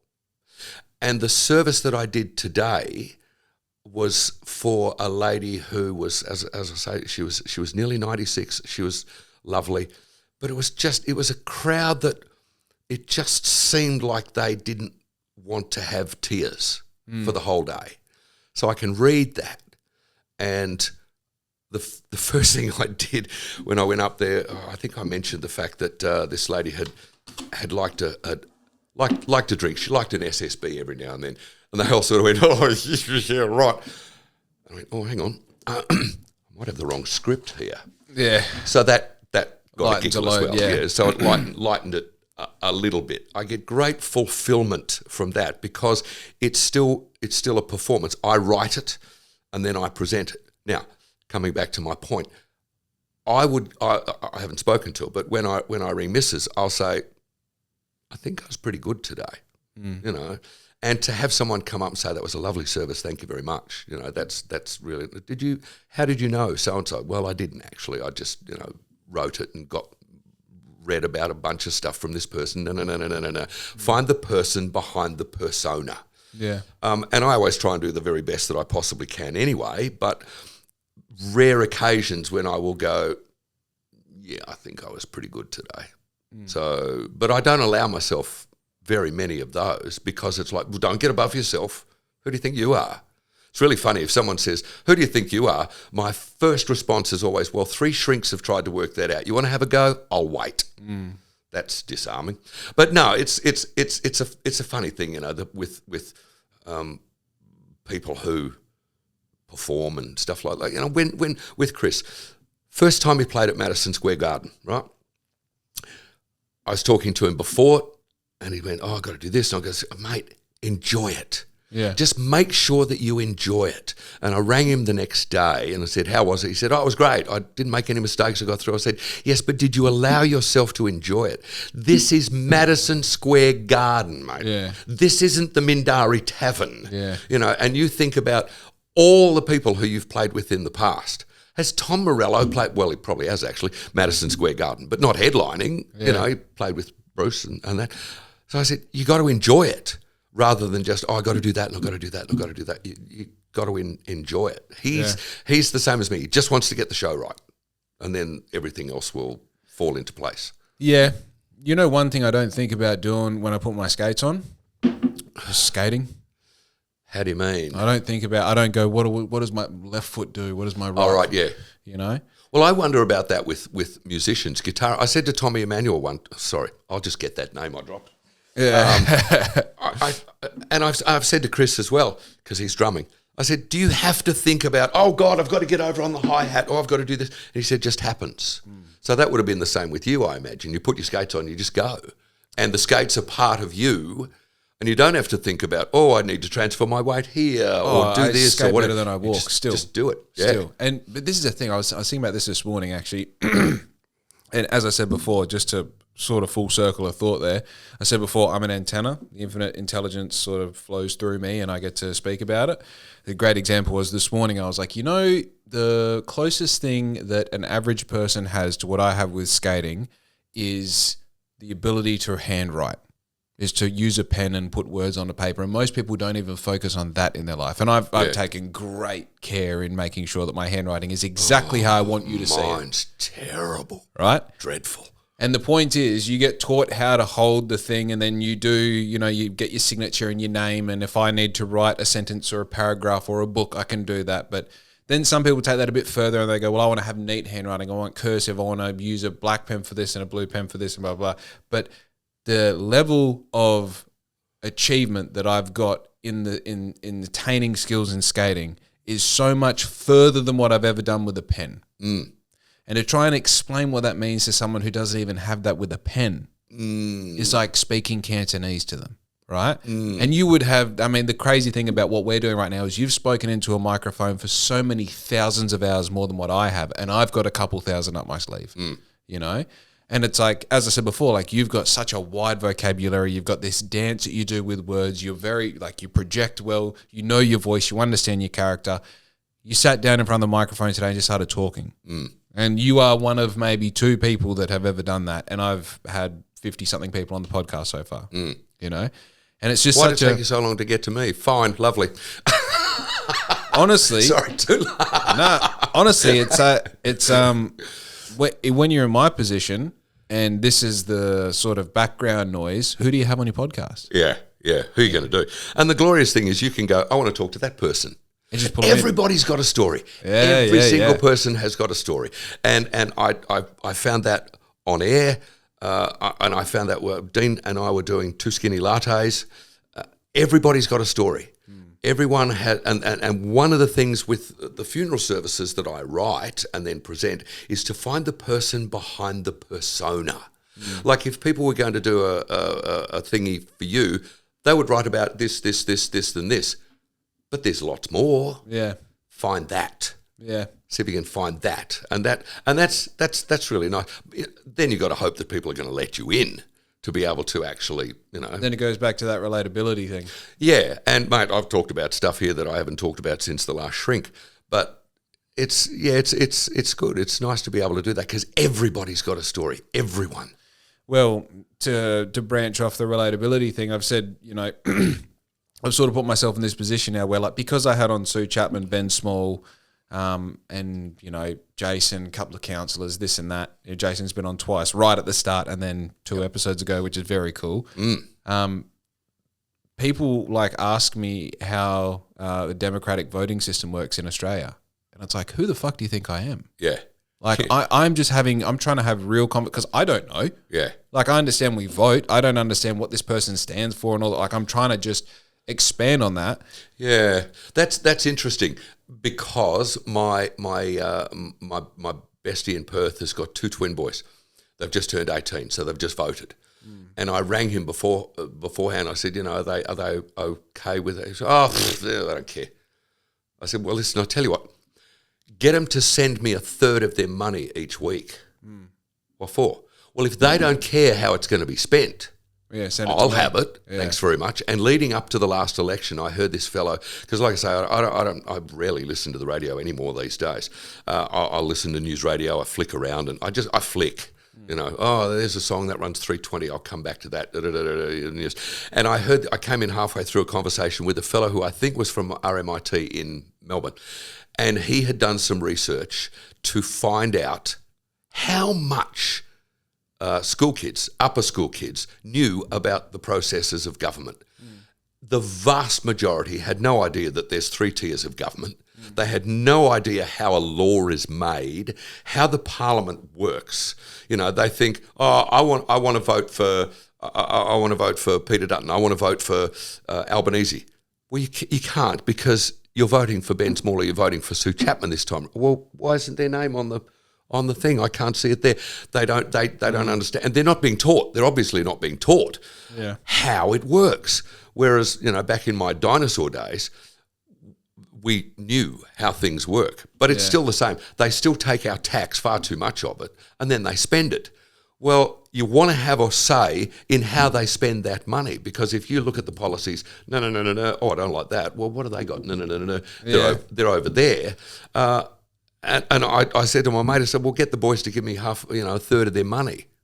Oh, really? Why? And then you got to remember that men and women died for the right to vote. Yeah. And you're going to take that for granted? Really? No. Or take the fine because you can't be bothered. Have your say, and if you don't want to be involved, and you can't be bothered having your say, you can't get up off your fat and wobbly to fill out the form and then put it into the post or whatever. Yeah. Don't ever bitch about anything. Yeah. Don't let me hear you complain or bitch about anything, or go on Facebook and whatever. That's the big thing. That's when I'm going to have a real problem. Like, because when Chris was first voting, he rang me up and he didn't actually say, who do I vote for? But I said to him, mate, I'm not going to tell you who to vote for. Yeah. No. I don't care if you vote for the bloody Christian Democrats or the Communist Party or the whatever. If you've had a look-see and you like what that person says, whichever colour they're wearing, go with that. I'm not going to tell you not to, because that's your right. That's your vote. And people died for the right for you to go in and put the numbers in those boxes. And for anyone who doesn't take that seriously, well, don't ever let me hear you say anything negative. Cliff, this is the thing. Most people don't wipe their ass properly. True. Like, I take most of life, a majority of life, very seriously. As I said before, like, I'm 32, I'm looking around, I'm like, I still have my parents and my health and opportunities and enough money in the bank to buy coffee every day. Like, dude, I'm fucking winning. Yeah. Right? Yeah. And trust that when I wash a car, it takes half the day. When I vacuum the house, there is nothing left not moved and vacuumed under. When I print something for people, the job's done properly. If I fuck something up, I replace it. Yeah. Most people don't live like that. Yeah. And if you make a blue, you'll go, oh, I messed that up. Rather than try and cover it up. Tell the customer as soon as it happened, hey, I've made a blue. Exactly. Yeah. And I used to have that at work as well. If I have made a blue and I know it, I'll come and say to you, mess that up. Or if I've made a blue and I don't know about it, you come and tell me. It's like, oh, gee, sorry. Yeah. Do not ever accuse me of something that I haven't done, because then we're going to have a problem. Yeah. That's when we will have a very big problem. What's just to go back a conversation, you said that there's times when you've done a 3-minute thing that should have been 30 and vice versa.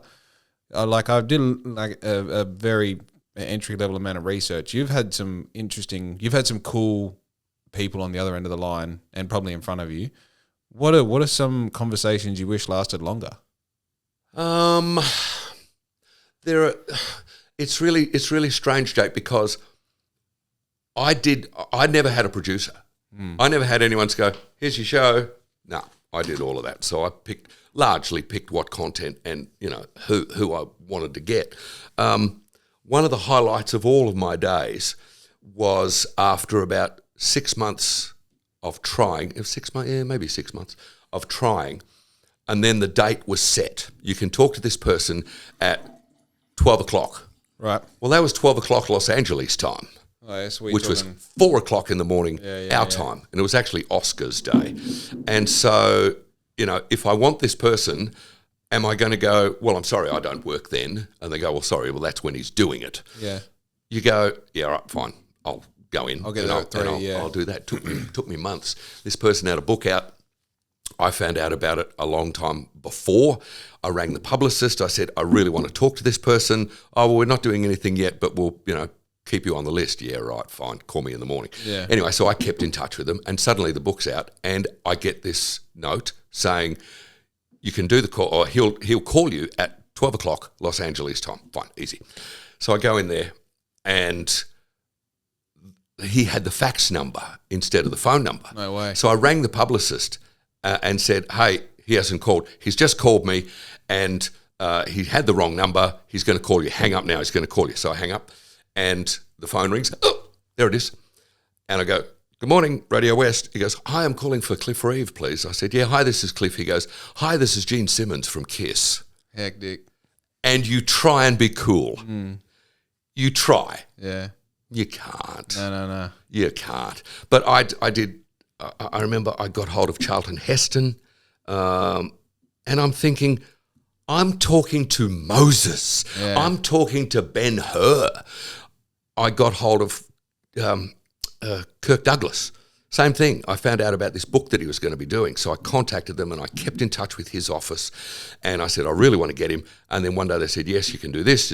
So I ring the lady from his production company. Yes, he's here. I'll just put you through just a moment. Da-da-da-da-da. Hi, Cliff. Hi, yeah. Hi from Queensland. Hi, it's Kirk Douglas. How you going? And I'm thinking, I'm talking to Spartacus. Yeah. That's really cool. But then you get someone who has lost everything in the Yaaloop fires. Yeah. Is one more relevant than the other?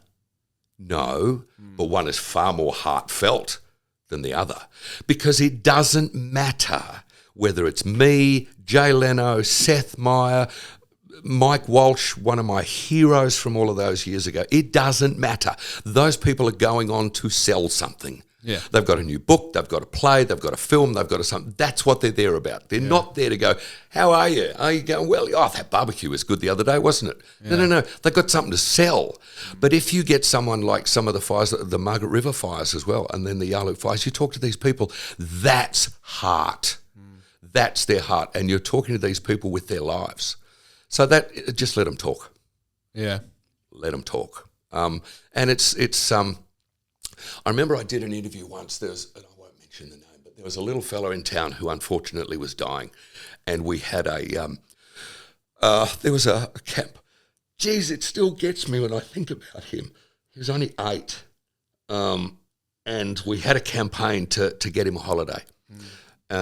Unfortunately, he didn't make it, and we were talking to his dad, and the program manager at the time was silly enough to infer that I hadn't been hard enough on this guy to talk to him.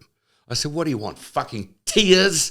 I am not going to talk to a man who is about to watch his son die for your edification. Not going to happen. If that's a problem, I'll get up and walk out now, and you can do the show on your own, because I'm not doing it. What was the expectation? The expectation was that he would cry. You got to have a primal. You have to have a primal feeling. You have to have a primal. You got to make them laugh. You got to do something. You got to shut up. Yeah. I wouldn't do it. I refused. I was also told when I was doing the talk show that I should take a contrary point to get a reaction. No, really. If I say X, Y, Z, you can take it to the bank that that's what I believe. That's crazy. I'm not doing the other stuff. I'm not doing it. Others do. I refused. I wouldn't do it. I just wouldn't do it. And so it's hard because you're dealing with people. Yeah. Kirk Douglas has got a book to sell. Great. I can get a stiffy because I'm talking to Spartacus. I'm talking to one of the all-time greats with Charlton Heston. But it is, in a lot of ways, it's more important to talk to Mr. or Mrs. Average. And when you talk to someone who's lost everything in the Yaaloop fires, yeah, we got to get the story, but don't sensationalise it. You know what really gives me the whoop? And this is a slight sideways tangent. If ever there is a fellow who's doing an interview or something, it could be sport, it could be anything, and they start to tear up, the director will go straight in, and I will scream at the telly, why do you want to do that? Why do you feel the need to do that? And I can't remember the last time I saw it, but the director didn't go in. And I said to Lenny, I said, good. Don't go in there just to make everyone. I didn't watch the thing yesterday with Neil Danaher because I just know I would be melting in the street. I couldn't do it. I cry at bloody Sesame Street. I didn't. I went off to the gym, and I didn't watch that. But mere conjecture, but I wouldn't mind betting that there would have been shots of guys, the players or whatever, with tears in their eyes for this man. Well, don't do that. I just find that's insensitive. I think it's gauche. I think it's obvious. It's the obvious shot. You know what I mean? Yeah, to a lot of people it is the obvious shot, but it shouldn't be. Yeah. It doesn't have to be. Like, what do you prove? You go in there and, you show this. Yeah, but it's the same as on Melbourne Cup Day, people all of a sudden giving a fuck about animal cruelty. Oh, yeah. You know what I mean? It's the same thing. It's not the rest the same, of the time but they it don't is. care, yeah. You know? Yeah, and exactly. it's like, just shut the fuck up, Post your Anzac Day, post on Anzac Day, and do your, Merry Christmas in your Facebook status on Christmas, but just shut the fuck up. Yeah. Realistically, you have nothing to say. Yeah. But and to your point before, those are the people who are giving you shit online. They've got nothing. I don't know anyone who's winning who's leaving Facebook comments. I do throw grenades every now and then, and I threw one this week after the footy, the North Melbourne game and the Eagles game, which I thought was fantastic. And I rang Jason Bigwell, and I said, mate, well done, just terrific, fantastic. He said, yeah, I think it was great. I said, look, the speakers weren't loud enough. You needed to do something with the audio. Small point. Everything else, terrific. Bunbury is on the national stage. Yeah. And I know that you're an advocate for Bunbury as well. Soon we're going to be on the international stage with the Matildas. Now, soccer means nothing to me. The Matildas mean nothing to me, but it means a lot to a whole bunch of other people. And Bunbury is going to be on the international stage. I don't understand why there's not more civic pride in the place. And I've said that to John Castrilli. I've said that to David Smith. I said it to Gary Brennan. I've said it to Jason. I've said it to Nola Marina. I said it to Ian Osborne 100 years ago before you were even thought of. Nola Marina, why is there not more civic pride in Bunbury? People seem to have this this identity crisis of, Bunbury's this and Bunbury's... Bunbury is not perfect, but I tell you what, it's pretty okay. And it's my home, and you're going to shit on that? No, sorry. And I was really pleased that I got a whole bunch of people saying, yeah, Bunbury goes okay. I wish there was more civic pride. And the very first meeting that I had with Jason, his dad was there, Alex Karatamoglu was there. I said, Jason, here's your slogan. Get a sign writer and write in the sky, and pardon my language, Bunbury's fucking great. Yeah. And he went, it's a bit wordy. But that's it. Do you know John Tink? I know of John, yeah. So John drove that red Volvo around for like 150 years. Yep. And I remember when I was mid-20s, I said to him, like, John, get a new car. He said, why? I said, because this is 150 years old. He goes, but it's a great car. It's a really good car. It does all the things. The wheels turn. It turns on in the mornings when it's cold. It still turns on. And after my own heart, right? I change the oil. I put fuel in it, and it does a job, and I love it. Now, I think about that like not very often, but now and then I think now there's a bloke who doesn't say like, yeah, well I fucking it is old, and I wouldn't mind having some cruise control and tinted windows and power windows for that. Yeah.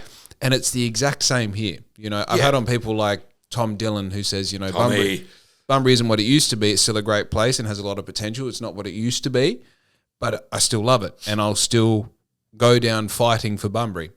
Gozer Dillon, I love him. You got people like Migsy. You've got people on council. You've got young business owners who are starting to be part of the furniture in this town in a way where they're not going anywhere, and they're going to continue to make money here, and they'll probably be part of the change that we want to see. Yep.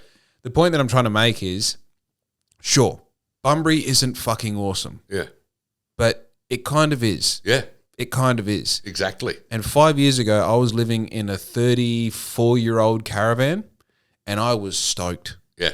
I had no real kitchen. I didn't have a bathroom. I had to get my feet dirty if I wanted to take a piss. I had to go over there if I wanted to use a toilet. All these things. When I got sick and had gastro, I couldn't be happier to be spewing up out the side of the caravan. Yeah. When it rained, I was worried that the bed would get wet. Exactly. Right? Yeah. But it was awesome. Yeah. You see people who try to keep up with the Joneses. Well, who are they trying to keep up with? And We live in a duplex, half a duplex. It's only me with Lenee. We don't need anything else. We had a house out of College Grove that had a games room and a this and a that and 4-bed. We never went into most of it. Yeah. What do you need if we don't need it? You know, we've got our happy place out the back where we've got our garden and the patio area. We've got our skinnies and Petey Possum comes running along. Yeah. That's it. That's our sanctuary. And I'm trying to get her into the boxing gym for my sanctuary, but. It's amazing the people who, there's a lot of people who just aren't happy with themselves, I think. And because they're not happy with themselves, they kind of, look at others and they want to, You want the connection here to people who don't wipe their ass properly. It could be, yeah. That's what it is. Yeah, I remember, the great big pots in town, the big flower pots in Bunbury. When they were first put into place, Alan was doing brekkie on he was doing brekkie on Triple M. I was doing drive. And so we went over and we got some... We used to have KPIs for Facebook posts, would you believe? That's how ridiculous that was. But we went over, we got some photos, we put them up there. So this lady in town, I'm not going to mention her name, a bit of a misery guts. She goes, "Oh, what a waste of taxpayers' money." And I said, "Okay, well, what are you going to do to brighten the city?" And she came back and said, "Oh, can't someone have an opinion?" Yes, you can, and we're waiting for yours. Yeah. What are you going to do to brighten the city? Crickets. Yeah. Nothing. Now, the people who sit on council are not always going to get it right. Yeah. I've said that to Don Punch. I said that to Nola. You're not always going to get it right, but you're doing it. Yeah. The people who are sitting on the sidelines and throwing, and doing nothing, they've got nothing to add. Yeah. Because they're not doing anything, and if you're not trying to do something, then don't knock the rest of it. Yeah. Because we're having a great old time. I think, there's a few different perspectives there. Like I've got, as you come into our street here, there's potholes. Yeah. Right? And every day I drive around the potholes. Yeah. And I know a lot of people in council. I know how I could get that problem solved. Right?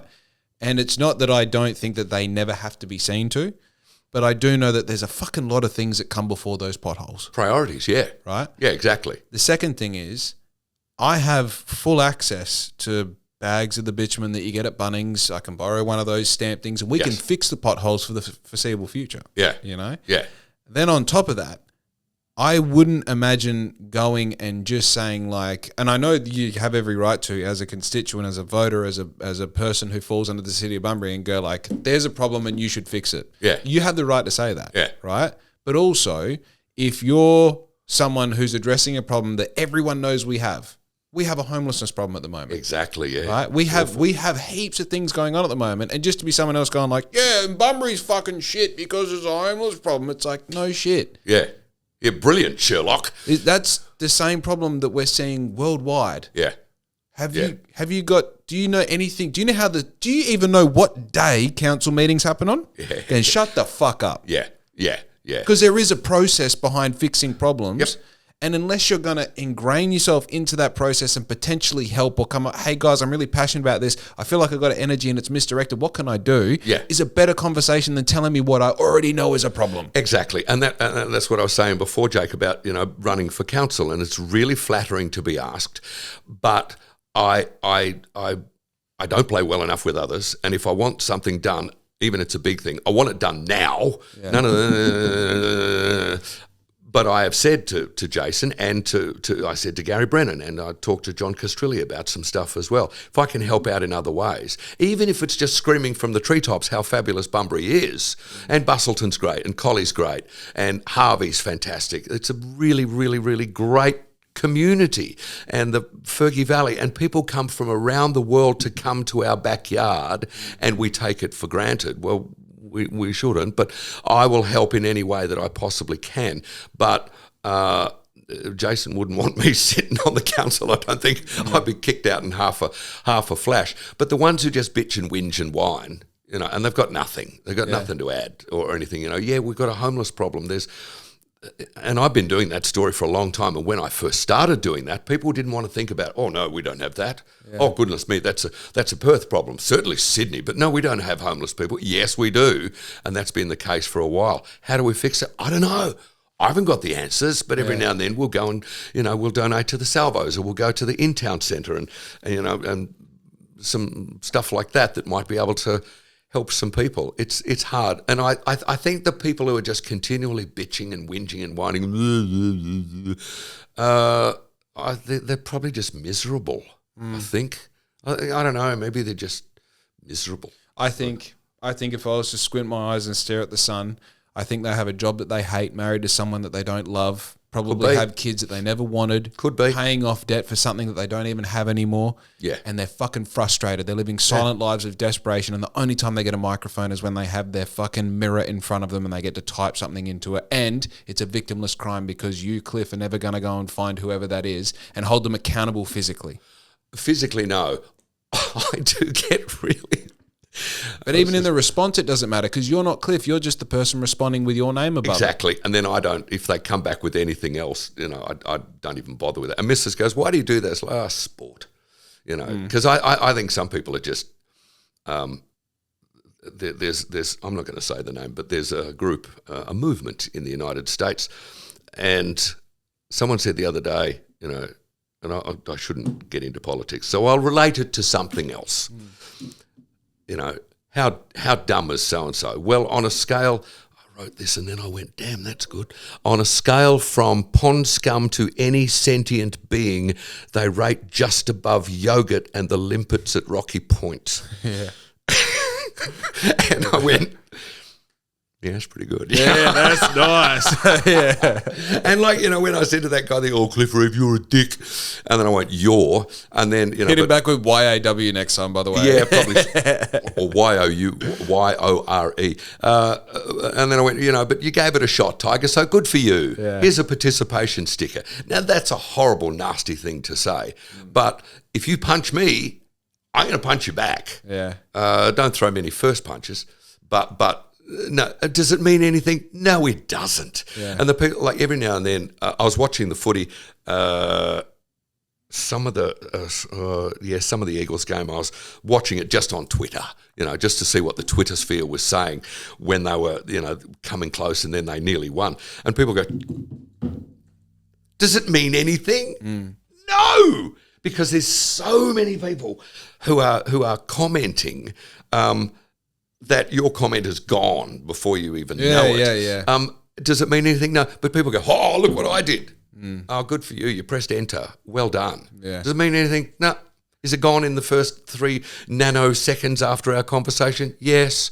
But I think there's some people who just are, they feel invisible and they've got to be doing something to be seen. Yeah. One way or the other. Is there anything wrong with that? Does it affect me? No. So many issues that just don't affect me anymore. It speaks to a human thing, though. You know what I mean? Yeah, I think so. It's the reason why the honeymoon period of falling in love is so magical, because someone sees you for a moment in your life, Yeah. And that eventually dissipates. You go back to work and you go back into your 9 till 5, 6 months later, you're just living with this person that you're sick of having sex with. Yeah, You know? yeah. It's difficult, mate. It's but you just kind of look at it and that's it. I take small wins along the way. My life lights up anytime I get a message from Chris or talk to him or my mate. I have a very, very small circle. Partially don't come near me. Yeah. But I take the small wins. And like if I do a service and people really like that and I've helped that person be farewelled to their friends and family, then I'll take that. That's important and that's fulfillment to me. It doesn't mean anything to that person over there or that one there or that one there or that one there. But at that time, I'll take that. Yeah. I want to talk to you because another one of my wins is a recent tattoo that I just got. I want to talk to you about your ink. Yeah. You want to talk about your ink? I can if you want. When did you get that? What does it mean? I got a lot of tattoos. Yeah. I can't see mine. Yeah, well, you can't see most of mine, would you believe? Yeah. I got my first tattoo when I was 17. I said to my dad, my mate's dad is going to do this tattoo. He's like, fucking no, you're not. And he took me to his tattoos and he's like, yeah, you just turned 18. I remember the tattoos looking at me going like, yeah, all right, get in the chair.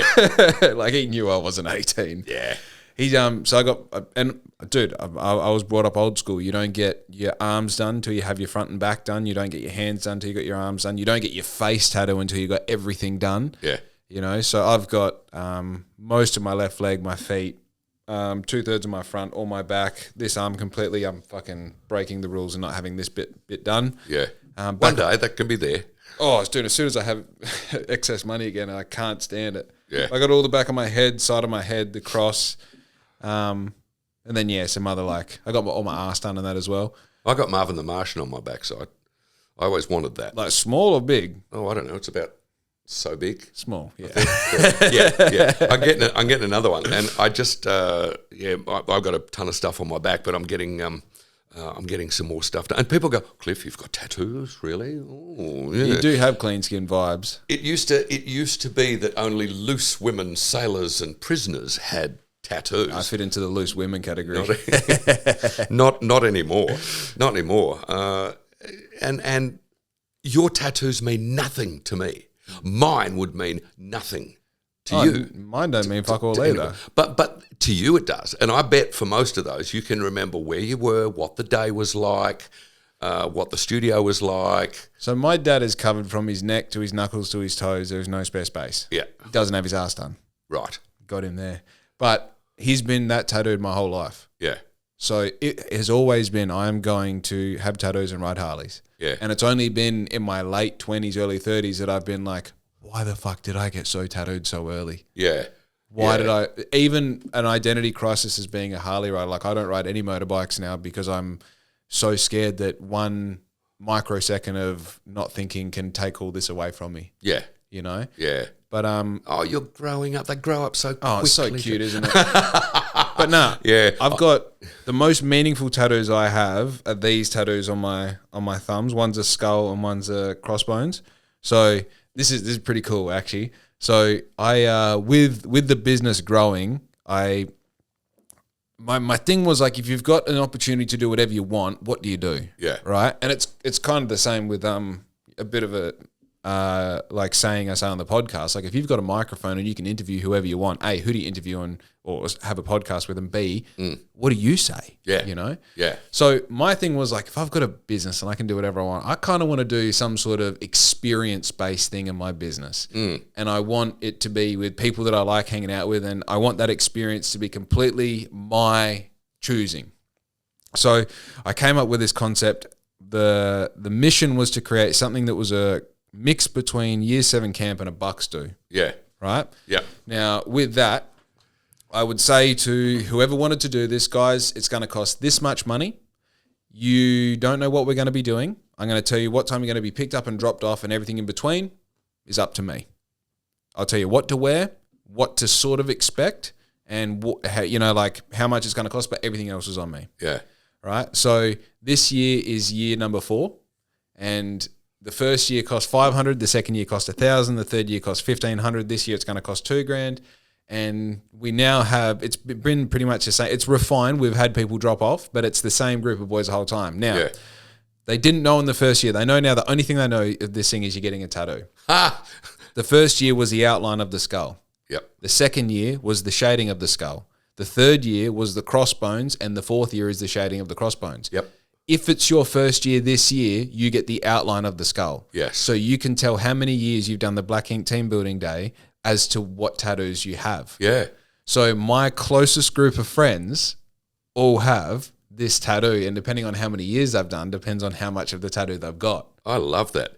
I really like, because I saw on your thing, Black Ink is a collective noun for a community of people who share the common interest in looking and feeling good, embodying and embracing the now with style and smile. It's that feeling when you get with your mates, the smell of burning rubber, the first cold beer on a warm afternoon, and that buzz in your chest after your first kiss. I went, the man's a linguist.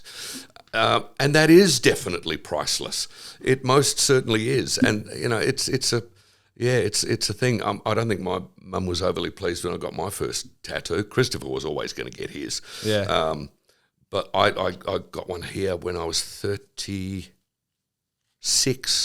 I think I was 36. And now I've... here, down my back, siap, the wings. And I'm going to get some more done when I go back to Bali. I'm going to go and see my mate out at Donnybrook again pretty soon. Yeah. So, but that's just another individual thing for me, you know. But I've had people go, "Oh, I didn't know you had tattoos." Because yeah, there's plenty of things you don't know about me, son. You know what's crazy is like when I was younger, as you do, as everyone does, you hate how you look. And I got this thing where like, well, if I'm covered in tattoos, I can take my shirt off because I have tattoos. And then the more tattooed you get, the more self-conscious you get of like, I don't want to be taking my shirt off just so people think that, oh, there's a guy with the tattoos. Yeah. Consequently, now I don't take my shirt off unless I'm around other dudes with tattoos. Yeah. And it's so crazy to have and like, you know, I used to post what you would post being early 20s and covered in tattoos. Because when I was in my early 20s, there wasn't that many guys who had heaps of tattoos. Now everybody has heaps of tattoos. And Exactly. It's not the cool thing. It's like the average thing. Oh, look, men, women, children, old people, ladies who I had. Oh, scissors. My nan used to say that. Scissors. This lady, I think I did her funeral service. She was like 74 or something and was going through cancer. They thought that she'd beaten it and she got a tattoo to celebrate. And unfortunately, it came back again. But she said when she was there, once you felt the kiss of the needle, you just want to go straight back again. Yeah. She said she felt all of this weight of everything that had been said to her. No, you can't do that. You got to be a good girl. Oh, you can't have a tattoo. You can't have ink. Oh, what are people going to think? Who cares? Yeah. And she went and did it. And good for her too. Good for her. And she was like, you know, early 70s at that time. Amen for that. Fuck, it must hurt in your 70s. Oh, trust me, as someone who got tattooed at 17 and in my 30s, the shit is it gets more painful the older you get. Yeah. There's a guy I have seen on Twitter who will tattoo very delicate parts of men. I'd like to know, how close does the relationship with your artist have to be to even ask, would you tattoo my old fella?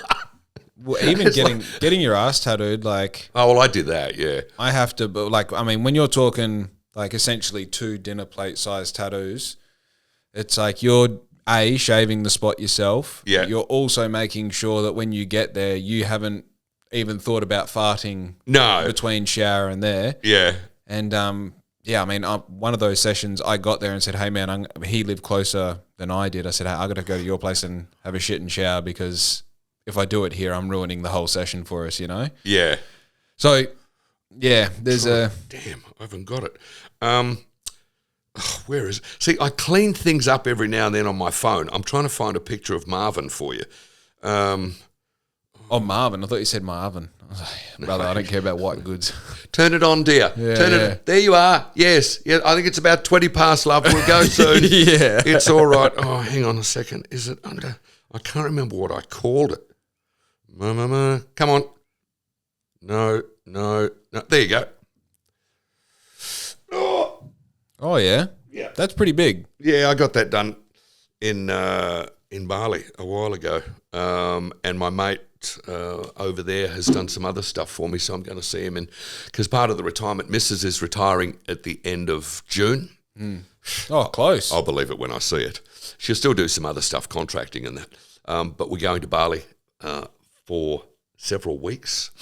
And there's talk of maybe spending some more time there and, you know, maybe even helping out. She wants to help out with the orphanage, and because we always take, you know, books and stuff and colouring books for the kids and that. Yeah. So, yeah, you know, she's thinking about that. And I said, oh, we'll go and see G'day and you can get some more ink. No, she's not doing that. Yeah. But I'm going. But again, you know, it's just one of those things that's like, because my little brother, I don't think he's got anything, because he's like, oh, really? I have, so that's it. Oh, they think I'm strange anyway, so that's all right. I've got a couple, what do you call it, like goals that I want to reach that once I sort of nail them, it's, yeah, I'm getting this covered in, I'm getting that coloured in, I'm going to join everything up and... Yeah, I need to sort of do something with my back. The last one that I got was my name in Thai. I love Thailand. And so I got my name in Thai between the second set of wings.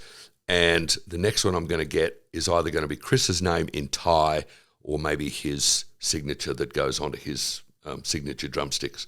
Oh, yeah. So I might do that. And then I'll have to think about what I'm going to do next. So yeah, that's that. I don't, I might get Daffy on the other side. Yeah. Duck Dodgers. right. Maybe. I am going to ask you one more question. Go. But before we do that, have you seen the end of any of my podcasts? You know how I sign off? No, I haven't. No, I didn't. No, that's great. That's good. I didn't get to the end of it. I don't have a very official sign off, but I say the same thing at the end of every podcast. But because I've got someone who's so well versed behind a microphone, I'm going to let the sign off be. I'm going to leave it completely in your hands. All right. Go. But before we get there, I don't usually do this either, but I feel like it's appropriate. If you had one piece of advice in general, life advice, as a parent, as someone who's had a career in one industry and seen it from one end to the other, and you're in a position now where you can sort of like summarize, and what would that piece of advice be? I haven't, for most of my life, taken it. Just try and like yourself. Just try and like yourself and be nice to other people. It's. And I know your thoughts and everything else. I'm not religious at all, but just be nice to people. Think about other people. It's not always about yourself. Think about other people, and try and like yourself. I like it. Yeah, I like it. I agree with it. I'm getting there. I think I still don't do mirrors, but yeah, that's all right. Yeah. I think that's sometimes the best advice is not overcomplicated, and it's like you want it to be across the board. That applies across the board, and that's a good one because that applies to everything. Yeah, exactly. Yeah, it's like the Jains who say do no harm to any living thing, and there are some people who I would wish serious debilitating illness upon. Not really. But just be nice. Just be nice to people. And I'm becoming more, it's funny because Mrs. says to me, she says, "Oh, you're becoming so stuck in your ways." Well, no, in a lot of ways I'm not. There's a lot of ways I'm just like, I didn't think about that before, well, now I'm thinking about it. And those people. You can't save everyone. You can't save the world. No. But you eat an elephant one bite at a time. And the longest journey starts with a single step. Now I'm mixing my metaphors. I should say something profound. Thank you. Yeah, thanks. This has been great. Thank you very much for coming on. This has been a very interesting conversation. It's great. Yeah, and we're over 2.5 hours, so I must have found you interesting. Goodness me. Yeah. All right, sign off is in your hands. What do you got for us? Well, I mean, as I say, love Bunbury. John Castrilli said to me once before, love Bunbury, love Bunbury, love Bunbury. Or it might have been Ernie Mania, but I think it was John. If you want to bitch about something, you better have an answer for it. And just try and be nice to people. That's it. Even the ones who don't deserve to have anyone be nice to them, just try and be nice to them because you don't know what they're going through as well. Yeah. You don't know. And as for keyboard warriors, well, you can all get stuffed. There you go. Yeah. I think that's it. That's the one. That should be on a T-shirt. It should. I know a guy. You should have some of my art on your T-shirt as well. I'll show you. Yeah, bloody oath. Yeah. But, mate, it's been great. So absolutely. All right, guys, be good to your mum because we are out.